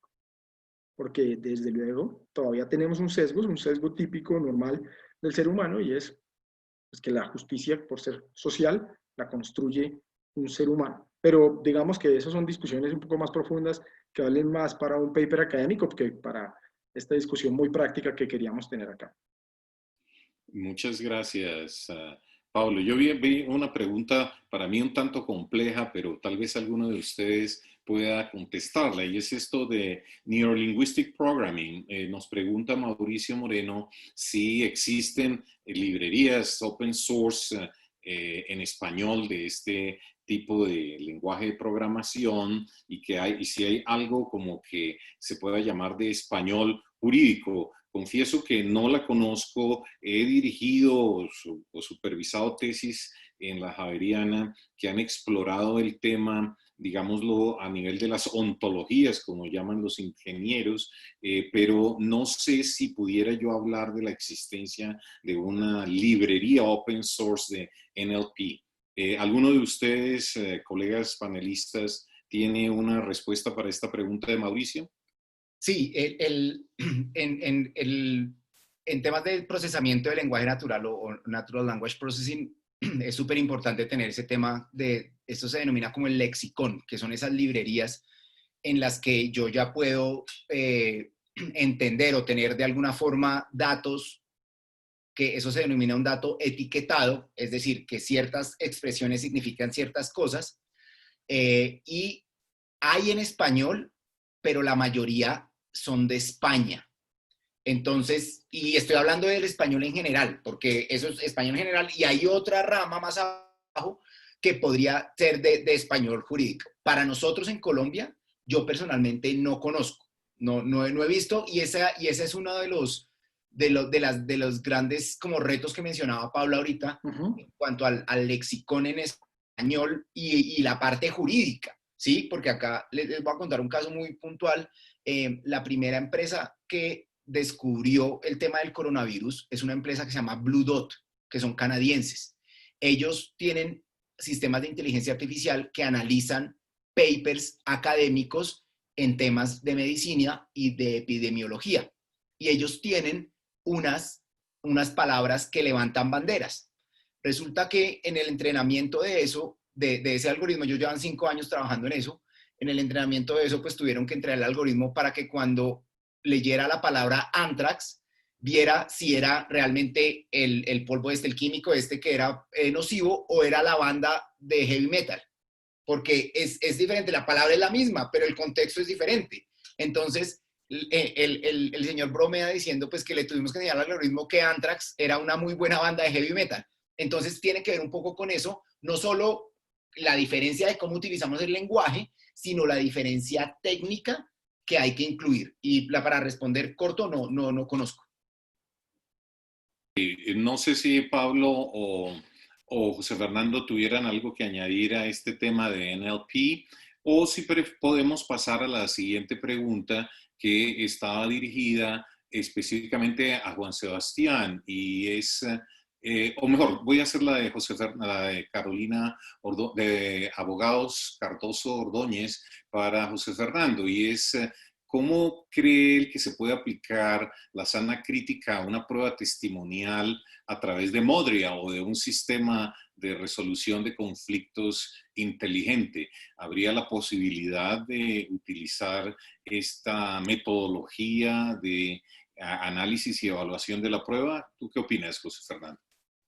Ahí quiero como aclarar, cuando hablaba de solución de diferencias en línea, no significa que haya un robot que soluciona la diferencia, que uno le manda como las pruebas y el robot hace magia y saca la respuesta.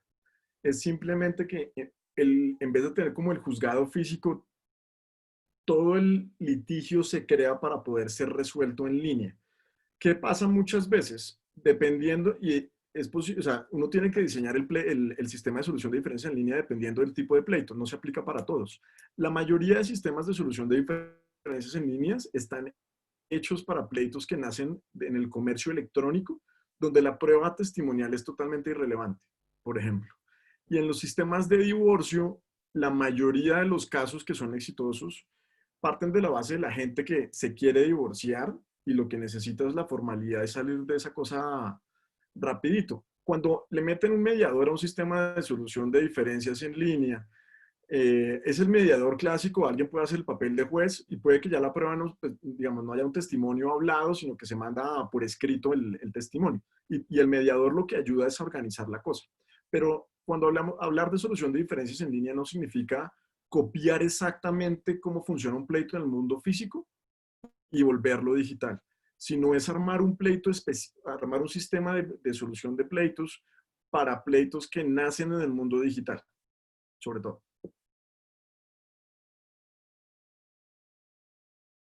Muchas gracias, José Fernando. Veo aquí también una pregunta que sí es para Juan Sebastián, y es sobre si de los varios aplicativos que él mencionó como relacionados con la profesión legal, ¿cuáles son realmente legal tech? ¿Cuáles llegan a cumplir con ese estándar para ser calificados como parte del universo de Legal Tech? ¿Tienes alguna respuesta, Juan Sebastián? Sí, señor. Esa pregunta es bien interesante porque, pues de acuerdo, no encontré como una definición absolutamente, no sé, que abarque todas las que hay. Hay muchas en temas de Legal Tech. Hay, por ejemplo, en el Reino Unido se habla de Law Tech en vez de Legal Tech. Hay varias visiones frente a eso. Sin embargo, hay que tener en cuenta que desde que se use, en el sentido más básico, de alguna forma, desde que se use el tema de Legal Tech, por ejemplo, para poner los servicios legales en línea, o para acceder a servicios legales en línea, o para hacer un marketplace donde yo pueda buscar servicios, abogados, ahí no, de pronto la tecnología no es tan profunda o no es tan de última generación como temas de inteligencia artificial o machine learning, pero desde mi punto de vista, si están utilizando tecnología para hacer un proceso más rápido, más fácil, más barato, ampliar el alcance, yo creería que sí. ¿Sí? Obviamente no las conozco todas, ¿sí? Pero tenemos que tener en cuenta que cuando hablamos de Legal Tech, el rango es un poco amplio y tiene como esas categorías que se mencionaban ahí. Es decir, si yo hago cursos virtuales en temas específicos de derecho, pues de alguna manera estaría llegando a Legal Tech. Entonces, esa sería como una respuesta puntual. Yo creería que sí, en diferentes grados. Ahí si quieren, yo participé en la construcción de ese mapa con Legal Hackers. Ahí lo que tratamos de hacer era lograr que realmente los que estuvieran en el mapa tuvieran un componente de tecnología realmente alto y tratar de separar como una firma que tenga una página web y que recibe correos electrónicos para consulta, de empresas que realmente le estén haciendo una apuesta, exitosa o no, eso es yo creo que no importa, a meterle tecnología. También lo que hicimos fue tropicalizar un poquito, ¿no? Legal Tech en Colombia no es lo mismo que Legal Tech en Estados Unidos o en el Reino Unido. O sea, probablemente si pusiéramos nuestro mapa en Legal Tech en Colombia en el índice de Legal Tech de Codex de Stanford, hay muchos que no califican. Pero también, ¿qué tratamos de hacer con eso? Y es incentivar, uno, a que la gente se meta en Legal Tech, quiera aprender, que también los que no saben que muchas de estas cosas, cuando hicimos el webinar del mapa de Legal Tech, había mucha gente que no sabía que esos servicios existían en Colombia y que podían ser útiles para ellos como abogados. Entonces, más allá del debate si son Legal Tech o no, esa labor de evangelización es la que más queríamos llevar hacia adelante y es parte de la evangelización que estamos haciendo con este webinar también, para que ojalá más abogados y los estudiantes también se metan en este cuento, porque esto es bueno para la profesión, pero también es bueno para el país, porque si el sistema legal y los abogados son eficientes, al país le va mucho mejor. Sí, y yo ahí solo quiero agregar como dos puntos. El primero, ¿qué es Legal Tech? Pues desde un sistema de administración de facturación, es tecnología para, digamos, facilitar y hacer más eficiente la profesión legal, hasta tecnologías, digamos, que resuelven las consultas de clientes de forma automatizada o que tienen la capacidad de tener, digamos, o sustituir. Y aquí es donde quiero, digamos, también llevar un mensaje porque era el título, sustituir profesionales en el ejercicio de la profesión. Y creo que José en eso decía algo y es, la evangelización va en dos vías. En una vía que yo trato de utilizar en mis clases y es decirle a la gente, sobre todo a los estudiantes de pregrado, la carrera de Derecho está muy bien. Lo que pasa es que el número de abogados que se van a necesitar en el futuro es cada vez menor, mucho menor. Particularmente por una pregunta que incluso hacía aquí Juan Pablo Caballero, que está ahí dentro de las preguntas, y decía, hay empresas que se dedican a hacer ya de forma automatizada due diligence. Sí, en efecto, y eso reduce de forma significativa la necesidad de tener tantos abogados junior, lo que condenará a muchos recién egresados a una situación bien difícil, y es que para ganar experiencia y llegar a ese lado, a esa superior derecha del cuadro donde hago algo complejo, y eso complejo que hago termina siendo tan complejo que no lo puedo automatizar, van a tomarse mucho tiempo y va a ser una carrera aún más larga y más difícil. Mientras que, digamos, hoy aún tiene la oportunidad de estar desarrollando actividades repetitivas, recibiendo un salario que de pronto luego con un desarrollo tecnológico va a terminar generando ningún valor. Entonces tiene ese doble rol. Hay muchos desarrollando sistemas de Legal Tech, como les digo, hay unos que están en el mercado y otros que no están y que no van a estar, porque son tecnologías internas. Pero viene, digamos, el punto de qué hacemos con los recién egresados, con los abogados, cómo los conducimos en el aprendizaje del derecho. Yo creo que, con todo respeto, debemos sustituir una clase como Derecho Romano por programación en Python. Es mucho más útil, mucho más práctica y nos va a generar más eficiencia en la profesión legal en el corto plazo. Entonces, creo que en ese punto quisiera como hacer énfasis. Yo quiero sumarle un poquitico a esa parte, tomando la pregunta del webinar, y si se van a acabar los servicios, y hay un montón de cosas chéveres que dice Pablo ahí. La primera es, bueno, disrupción a las facultades de derecho y a las especializaciones, por ejemplo.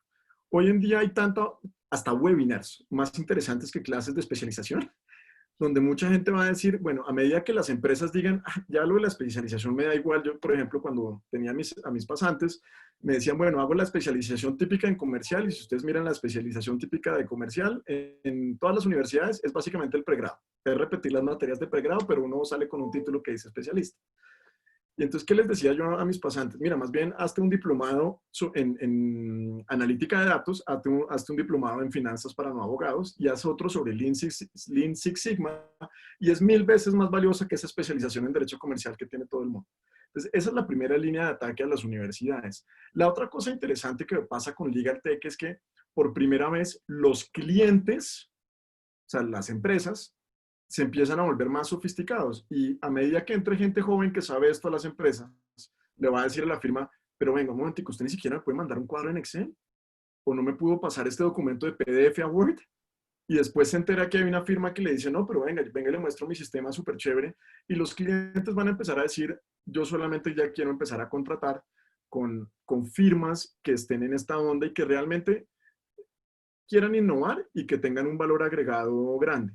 Y esto tiene otra incidencia para la educación de los abogados que están saliendo, como le decía Pablo, y esto va a ser controversial, pero igual siempre lo digo, el peligro que tiene para un estudiante entrar a trabajar en un sitio supremamente clásico y quedarse 7 u 8 años ahí. Porque mientras ese estudiante de 22 a los 30 estuvo evangelizado por personas que le dijeron derecho romano, hubo otro par que están aprendiendo a hacer chatbots. Yo, por ejemplo, les decía, mi parcial en la Sergio 1 fue hacer chatbots en Slack. Entonces, estos otros 8 años de aprendizaje de otros estudiantes no fueron diciendo armemos el concepto con latín, sino más bien montemos un chatbot y aprendamos a hacer project management y eso. Entonces, el riesgo para los recién egresados o para los abogados que estén en sitios tradicionales es muy alto, y pueden quedarse obsoletos por pensar que están con una persona supremamente como prestigiosa, pero que realmente les está enseñando habilidades de hace 30 años. Gracias por ese llamado que nos haces a quienes estamos en la academia, porque verdaderamente tenemos que cambiar nosotros antes de que nos cambien. Y la verdad, yo añadiría a tu comentario sobre los diplomados, ¿y por qué no tomas uno en MIT o en Stanford? Un diplomado corto de cualquiera de los temas que estás sugiriendo en lugar de una especialización de la Javeriana. Qué susto. Vamos a perder nuestros estudiantes y tal vez vamos a tener que cerrar nuestros programas. Pero este tema de la educación virtual en la época post-COVID-19 sin duda va a plantear un desafío. La educación superior se está globalizando a través de las tecnologías, y David, ese desafío lo tenemos que mira, asumir nosotros cuanto antes. Sí, dime, Pablo. Porque no, ya pues es que tenemos pocas veo, preguntas y solo para estamos... rematar, veo en el público que está Jorge Restrepo, que tiene una perspectiva realmente importante. Yo lo subí a panelista con el fin de que nos dé su perspectiva, porque es que Jorge, además, pues está desde mucho más allá y está en los niños. No sé, Jorge, si nos quieres dar una opinión incluso sobre esto debe empezar más atrás. Yo lo sigo a él en Twitter y hago lo que él hace. En Twitter, no en Instagram. Entonces, Jole, no sé si tienes un minutico y nos ¿Cuál es cuentas el tu Instagram para perspectiva desde los seguirlo? niños. Claro, claro, bueno, un saludo a todos. Una tirada al agua, muchas gracias, Pablo. Además de hablar de Legal Tech y todo, yo soy ingeniero, diseñador, pero bueno, admiro mucho todo lo que están haciendo ustedes desde Legal Hackers y involucrarse pues en hackear este mundo de lo legal que a veces lo ve uno, al menos desde afuera, pues como muy estructurado, muy resistente al cambio. Yo creo que definitivamente desde los niños, y es donde trabajamos, todas esas habilidades que comentaban de hace 30 años, que ahora se vuelven muy relevantes. Antes decíamos soft skills y eran habilidades blandas, y en este siglo XXI vemos que son, y de hecho hay varios artículos que hablan ahora de power skills más que soft skills, y eso es muy importante.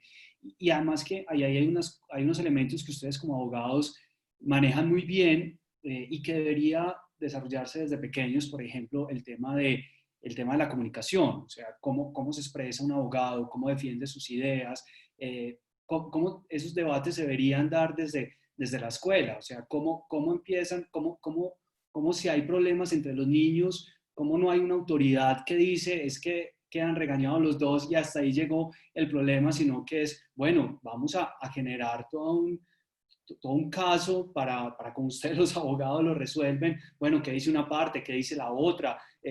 Hombre, incluso qué testigos había, no sé, pero empezar y que haya un tema ahí de comunicación, de pensamiento crítico, de colaboración, y muchas de esas habilidades deberían estar desde ahí. Otra cosa que seguramente les pasa a ustedes, que nos pasa a nosotros en el mundo del diseño, en el mundo de la ingeniería, son los imaginarios que tienen las personas de las profesiones, que son muy errados, y entonces las personas se van por una profesión y luego se dan un choque porque de pronto no era lo que estaba. Entonces también, digamos que trabajar desde niños en realmente qué hace un abogado y qué hace un abogado en el siglo XXI, qué quiere decir el mundo legal en el siglo XXI. Para cerrar, yo creo que pues coincido en que hay que desarrollar esas habilidades, primero esas power skills, esas soft skills desde pequeños, pero adicionalmente la escuela sí tiene que empezar, y hablo de la escuela, digamos, desde el colegio, empezar a desarrollar esas habilidades técnicas que también se hablaban. Es que, por ejemplo, crear un bot puede ser una actividad muy sencilla a través de ChatFuel y otras herramientas que lo hacen muy sencillo. Se puede hacer, eso puede ser una actividad muy, muy interesante desde grado noveno, desde grado octavo, incluso desde antes, porque no necesita programar, no necesita hacer muchas cosas, pero sí te va desarrollando el pensamiento computacional y vas entendiendo cómo estos asistentes personales te pueden ayudar a ser más productivo, a vivir una experiencia mejor. Entonces, nada, gracias, Pablo. Yo no sé si quieras profundizar, pero muchas gracias por la invitación, y acá estoy aprendiendo de ustedes muchísimo. Es bien interesante de nuevo lo que están haciendo. Muchas gracias. Pues ya Bueno, estamos David, entrando en la recta final. Yo veo, por ejemplo, una sugerencia de ver una serie brasileña en Netflix sobre los riesgos éticos y jurídicos de las sentencias emitidas por las máquinas. Claro que las máquinas pueden ser muy crueles, pero quién sabe si los seres humanos también lo somos cuando ejercemos la función del fallador. Y entre tantas opciones, creo que una serie de Netflix puede no ser una mala idea, así que le agradezco mucho a Gus Rodríguez que nos recomendó esto. Había una pregunta que ha desaparecido aquí que me pareció interesante. No está aquí nadie de las super de sociedades que yo conozca, pero sí he hablado con el doctor Santiago Gordús, también javeriano, quien ha estado liderando ese ejercicio de inteligencia artificial que está promoviendo las super de sociedades. No sé si a Pablo le gustaría hacer una referencia, si él en su práctica profesional ha tenido oportunidad de conocer ese sistema. Es muy joven, están haciendo, y creo que abre como un nuevo camino a las autoridades del sector justicia en un terreno pues completamente desconocido. Pablo, ¿tienes algún comentario sobre eso?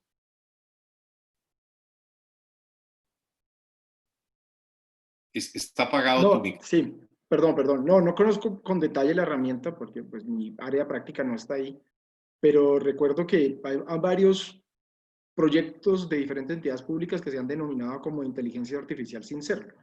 Por ejemplo, recuerdo el de selección de tutelas de la Corte Constitucional. En efecto, tiene muchos elementos de Machine Learning, pero no necesariamente de inteligencia artificial. Entonces, no lo conozco, ojalá así sea, y ojalá ese tipo de sistemas sigan dando pasos hacia adelante, porque pues, el Estado puede liderar definitivamente la transformación del derecho, y ya debe liderar. Normalmente empieza el sector privado, y es el sector privado quien lo hace, pero pues en asuntos de justicia, definitivamente el Estado tiene un rol adicional. Entonces, a lo que iría es a simplemente que si hay cualquier tipo de solución, no importa qué tan profunda sea o qué tan sofisticada sea, pero una solución pensada para los problemas de cada entidad pública, definitivamente hay que intentar aplicarla. No sé si José tiene algo ahí que pueda contar. Una cosa como chiquita, y entonces hablamos mucho de tecnología entre abogados, pero yo creo que también los abogados tenemos que empezar a aprender branding y mercadeo. Y es, si realmente la idea es hacer soluciones para los ciudadanos, hacer la vida más fácil, no hay necesidad como estar cacareando si es inteligencia artificial o no. Creo que también se presta para confundir a un montón de gente. Con el ejemplo que ponía Pablo de la Corte Constitucional, a mí me empezaron a escribir personas de la rama judicial preguntando si había un algoritmo que los iba a reemplazar a todos y los iba a dejar sin puesto. Entonces, como que toca ser responsables cuando uno dice, tengo un sistema de inteligencia artificial que resuelve los pleitos societarios o que acaba el trabajo, ¿no? Que hace la Corte Constitucional mucho más eficiente. A mí me gustó mucho el ejemplo de la Corte China porque lo que le dice a la gente es, oiga, resuelvan su pleito fácil. No importa qué tecnología usan finalmente. No están cacareando y no le ponen un acrónimo de esos horribles, sistema de inteligencia artificial, ¿no? Sino es resuelve tu pleito, que eso es lo que la gente quiere. Entonces, esa parte va a ser muy importante porque obviamente el nivel de entendimiento de estos temas de la población es muy diverso y no ganamos nada metiéndole susto a la gente, a pesar de que estos cambios vienen y no hay vuelta atrás. Si no los comunicamos bien, también vamos a poder generar una resistencia totalmente innecesaria porque un montón de gente puede asustarse pensando que mañana va a perder el puesto o que la legitimidad en la rama judicial se va a acabar. Entonces, con eso hay que ser responsables y en vez de estar pensando en ¿tengo inteligencia artificial o no? Deberíamos estar diciendo es, ¿lo que cree tiene sentido? ¿Resuelve algún problema? Y está pensado para los usuarios.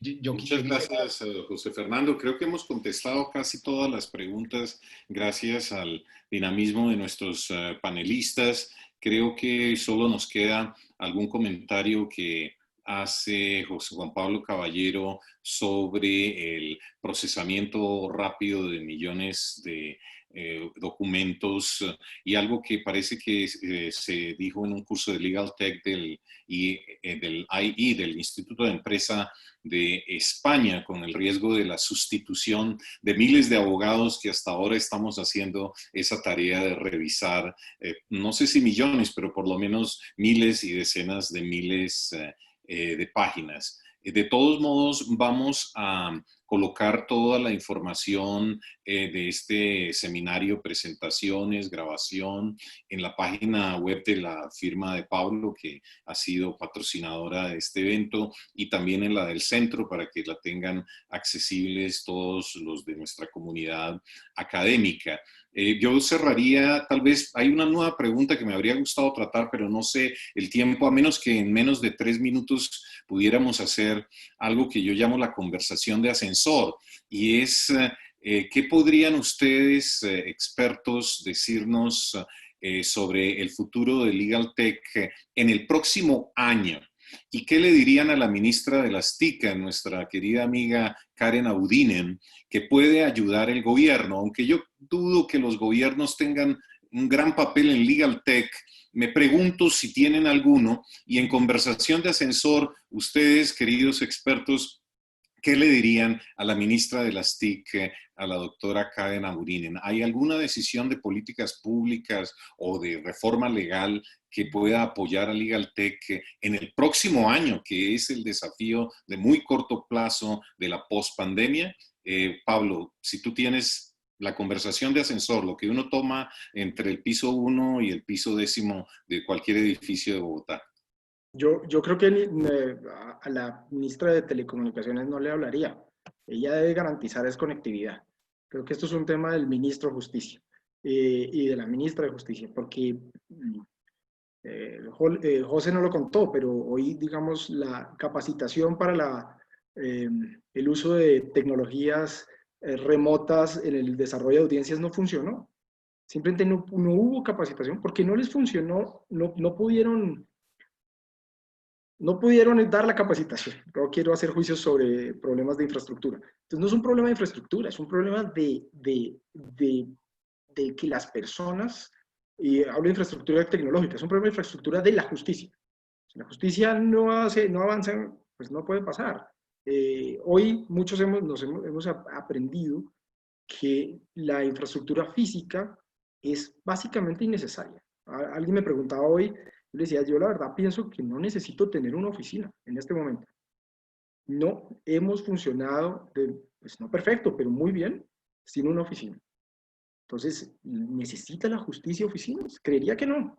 Lo que necesita es tecnología como esta, en la que se pueda, imagínense una audiencia pública. Es realmente muy sencillo, muy, muy sencillo. Entonces, le hablaría más un poco a la ministra de Justicia y le propondría que empiece de abajo arriba, porque la justicia es efectiva es abajo, no en los casos de casación. No los arbitrajes ya se hacen con este tipo de tecnologías, no. en los juzgados, donde está la justicia que requiere velocidad y efectividad, la que definitivamente resuelve problemas del día a día, en esa implementar este tipo de tecnologías. No tiene que ser un plan piloto, tiene que ser un plan alternativo, todos tener la alternativa. Y eso creo que sería mi consejo de ascensor. Gracias, Pablo. Lo que yo me pregunto es qué piensan los sindicatos de la rama judicial al respecto, pero no sé si es más una cuestión de cambio cultural y organizacional o de cambio generacional. ¿Tú qué dirías, Juan Sebastián? Escoge la ministra, ¿con cuál quieres subir al ascensor? ¿Con la de Justicia, la doctora Margarita Cabello, o con Karen Abudinen? No, yo realmente quisiera subirme al ascensor con los abogados, porque para responder la pregunta del webinar, yo creo que no se van a acabar, pero sí requieren ciertos cambios, sí es importante que se hagan unos cambios, el tema de la experimentación es súper importante, el tema de pensar en opciones es muy importante, y creo que José pues me mencionó un par de cosas que son claves, y es el tema de comenzar a ver y a explorar el tema de manejo de producto, de gerencia de un producto legal, sin dudas sería una riqueza inmensa que eso lo hicieran abogados, porque conocen la parte técnica, ¿sí? Y lo último que mencionaría es el tema de los equipos multidisciplinarios. Me pareció súper importante lo que mencionó José, de los temas de interdisciplinarios en sus experimentos académicos, y yo creo que debe ser así. Las barreras y esos silos mentales que mencionaba Jole ahorita, que tenemos nosotros en las profesiones, pues creo que ya desaparecieron. En el mundo hoy, la pandemia y el coronavirus no te toma si eres ingeniero y no te toma si eres abogado. Es lo mismo, y necesitamos, para crear servicios para personas, como también lo mencionaba José, pensar en las necesidades de las personas. Entonces yo creo que esa sería mi charla de ascensor. Estaban pidiendo el Instagram de Jole, no sé si de pronto él lo quiera decir, la última para mencionar, pero yo creo que ese es el cierre. Yo creo que la tecnología lo que va a hacer realmente es ampliar las capacidades, y creo que hacia allá lo tenemos que llevar. Puede reemplazar, sí, pero de pronto lo mejor que puede hacer es generar nuevos trabajos. ¿Qué tal un traductor de algoritmos? ¿Cierto? ¿O qué tal una persona que se encargue de limpiar la data con un conocimiento jurídico? Eso puede pasar al futuro, y tenemos que prepararnos un poco para eso desde mi punto de vista. Y para los que ya llevamos varios años en el ejercicio de la profesión, por no decir muchos, quizás vamos a tener que buscar una segunda carrera, y esa de traductor de algoritmos me atrae bastante a mí. José Fernando, tu conversación de ascensor con quien tú prefieras, o los abogados o los ministros. Tal vez es que cada vez los gobiernos son más irrelevantes. Por favor. Mira, con la ministra de Justicia, y son 3 consejos muy sencillos. El primero, la reforma a la justicia tiene que hacerse en la intersección entre el derecho, el diseño y la tecnología. Ese es el primero. El segundo, no se deje asesorar de ningún abogado que no sea capaz de montar una página web solo. Solo. No puede tener nadie alrededor. Ninguno. Si el abogado no puede montar una página web, no podría hacerlo. Y tercero, y acá, pero estas cosas yo creo que hay que empezar a decirlas, no podemos tener las reformas a la justicia lideradas por el Instituto Colombiano de Derecho Procesal. Yo creo que ese experimento ya se hizo muchas veces. Yo creo que la próxima reforma a la justicia debería estar liderada por el colegio. Yo no sé si existe un colegio de ingenieros de sistemas, pero mínimo por ese equivalente, gente que sea experta en arquitectura de TI y que tenga un abogado detrás que vaya aprendiendo. Entonces, esos son intersección entre el diseño, la tecnología y el derecho. Ningún asesor que sea abogado y que no pueda hacer una página web solo debería estar como asesor. Y el tercero, llamemos a los ingenieros. O sea, ya como abogados hemos probado con décadas de reformas que no lo sabemos hacer. Entonces ya es hora de llamar a los otros. Ahí está. Muchas gracias, José Fernando. Un desafío tremendo para la ministra, y no sé qué si también para el Instituto Colombiano de Derecho Procesal. Quizás algunos miembros nos han acompañado aquí hasta el final de esta sesión. Les agradezco a todos que han tenido una paciencia enorme y por 2 horas nos han escuchado, sobre todo a nuestros expertos, panelistas, expositores, todos brillantes, jóvenes, prometedores, y que nos señalan un camino. Esperamos hacer una serie en torno a estos temas, y los estaremos invitando a ellos. Todas las presentaciones y la grabación, como les dije, quedará a su disposición. Me disculpo si por el tiempo algunas preguntas no fueron contestadas, pero los animo a continuar en conversaciones bilaterales con todos nosotros, porque la idea es esto, mantener un debate en vivo, que no se agota solo en los pocos minutos de un webinar. Muchas gracias a todos. Esperamos tenerlos de regreso a esta su casa, la sede virtual de nuestro centro de estudios. Y a los expositores, maravilloso. Mil gracias. A todos, muchas Gracias, gracias. David, por la invitación. Chao. Hasta luego. Gracias. Estén muy bien. Chao.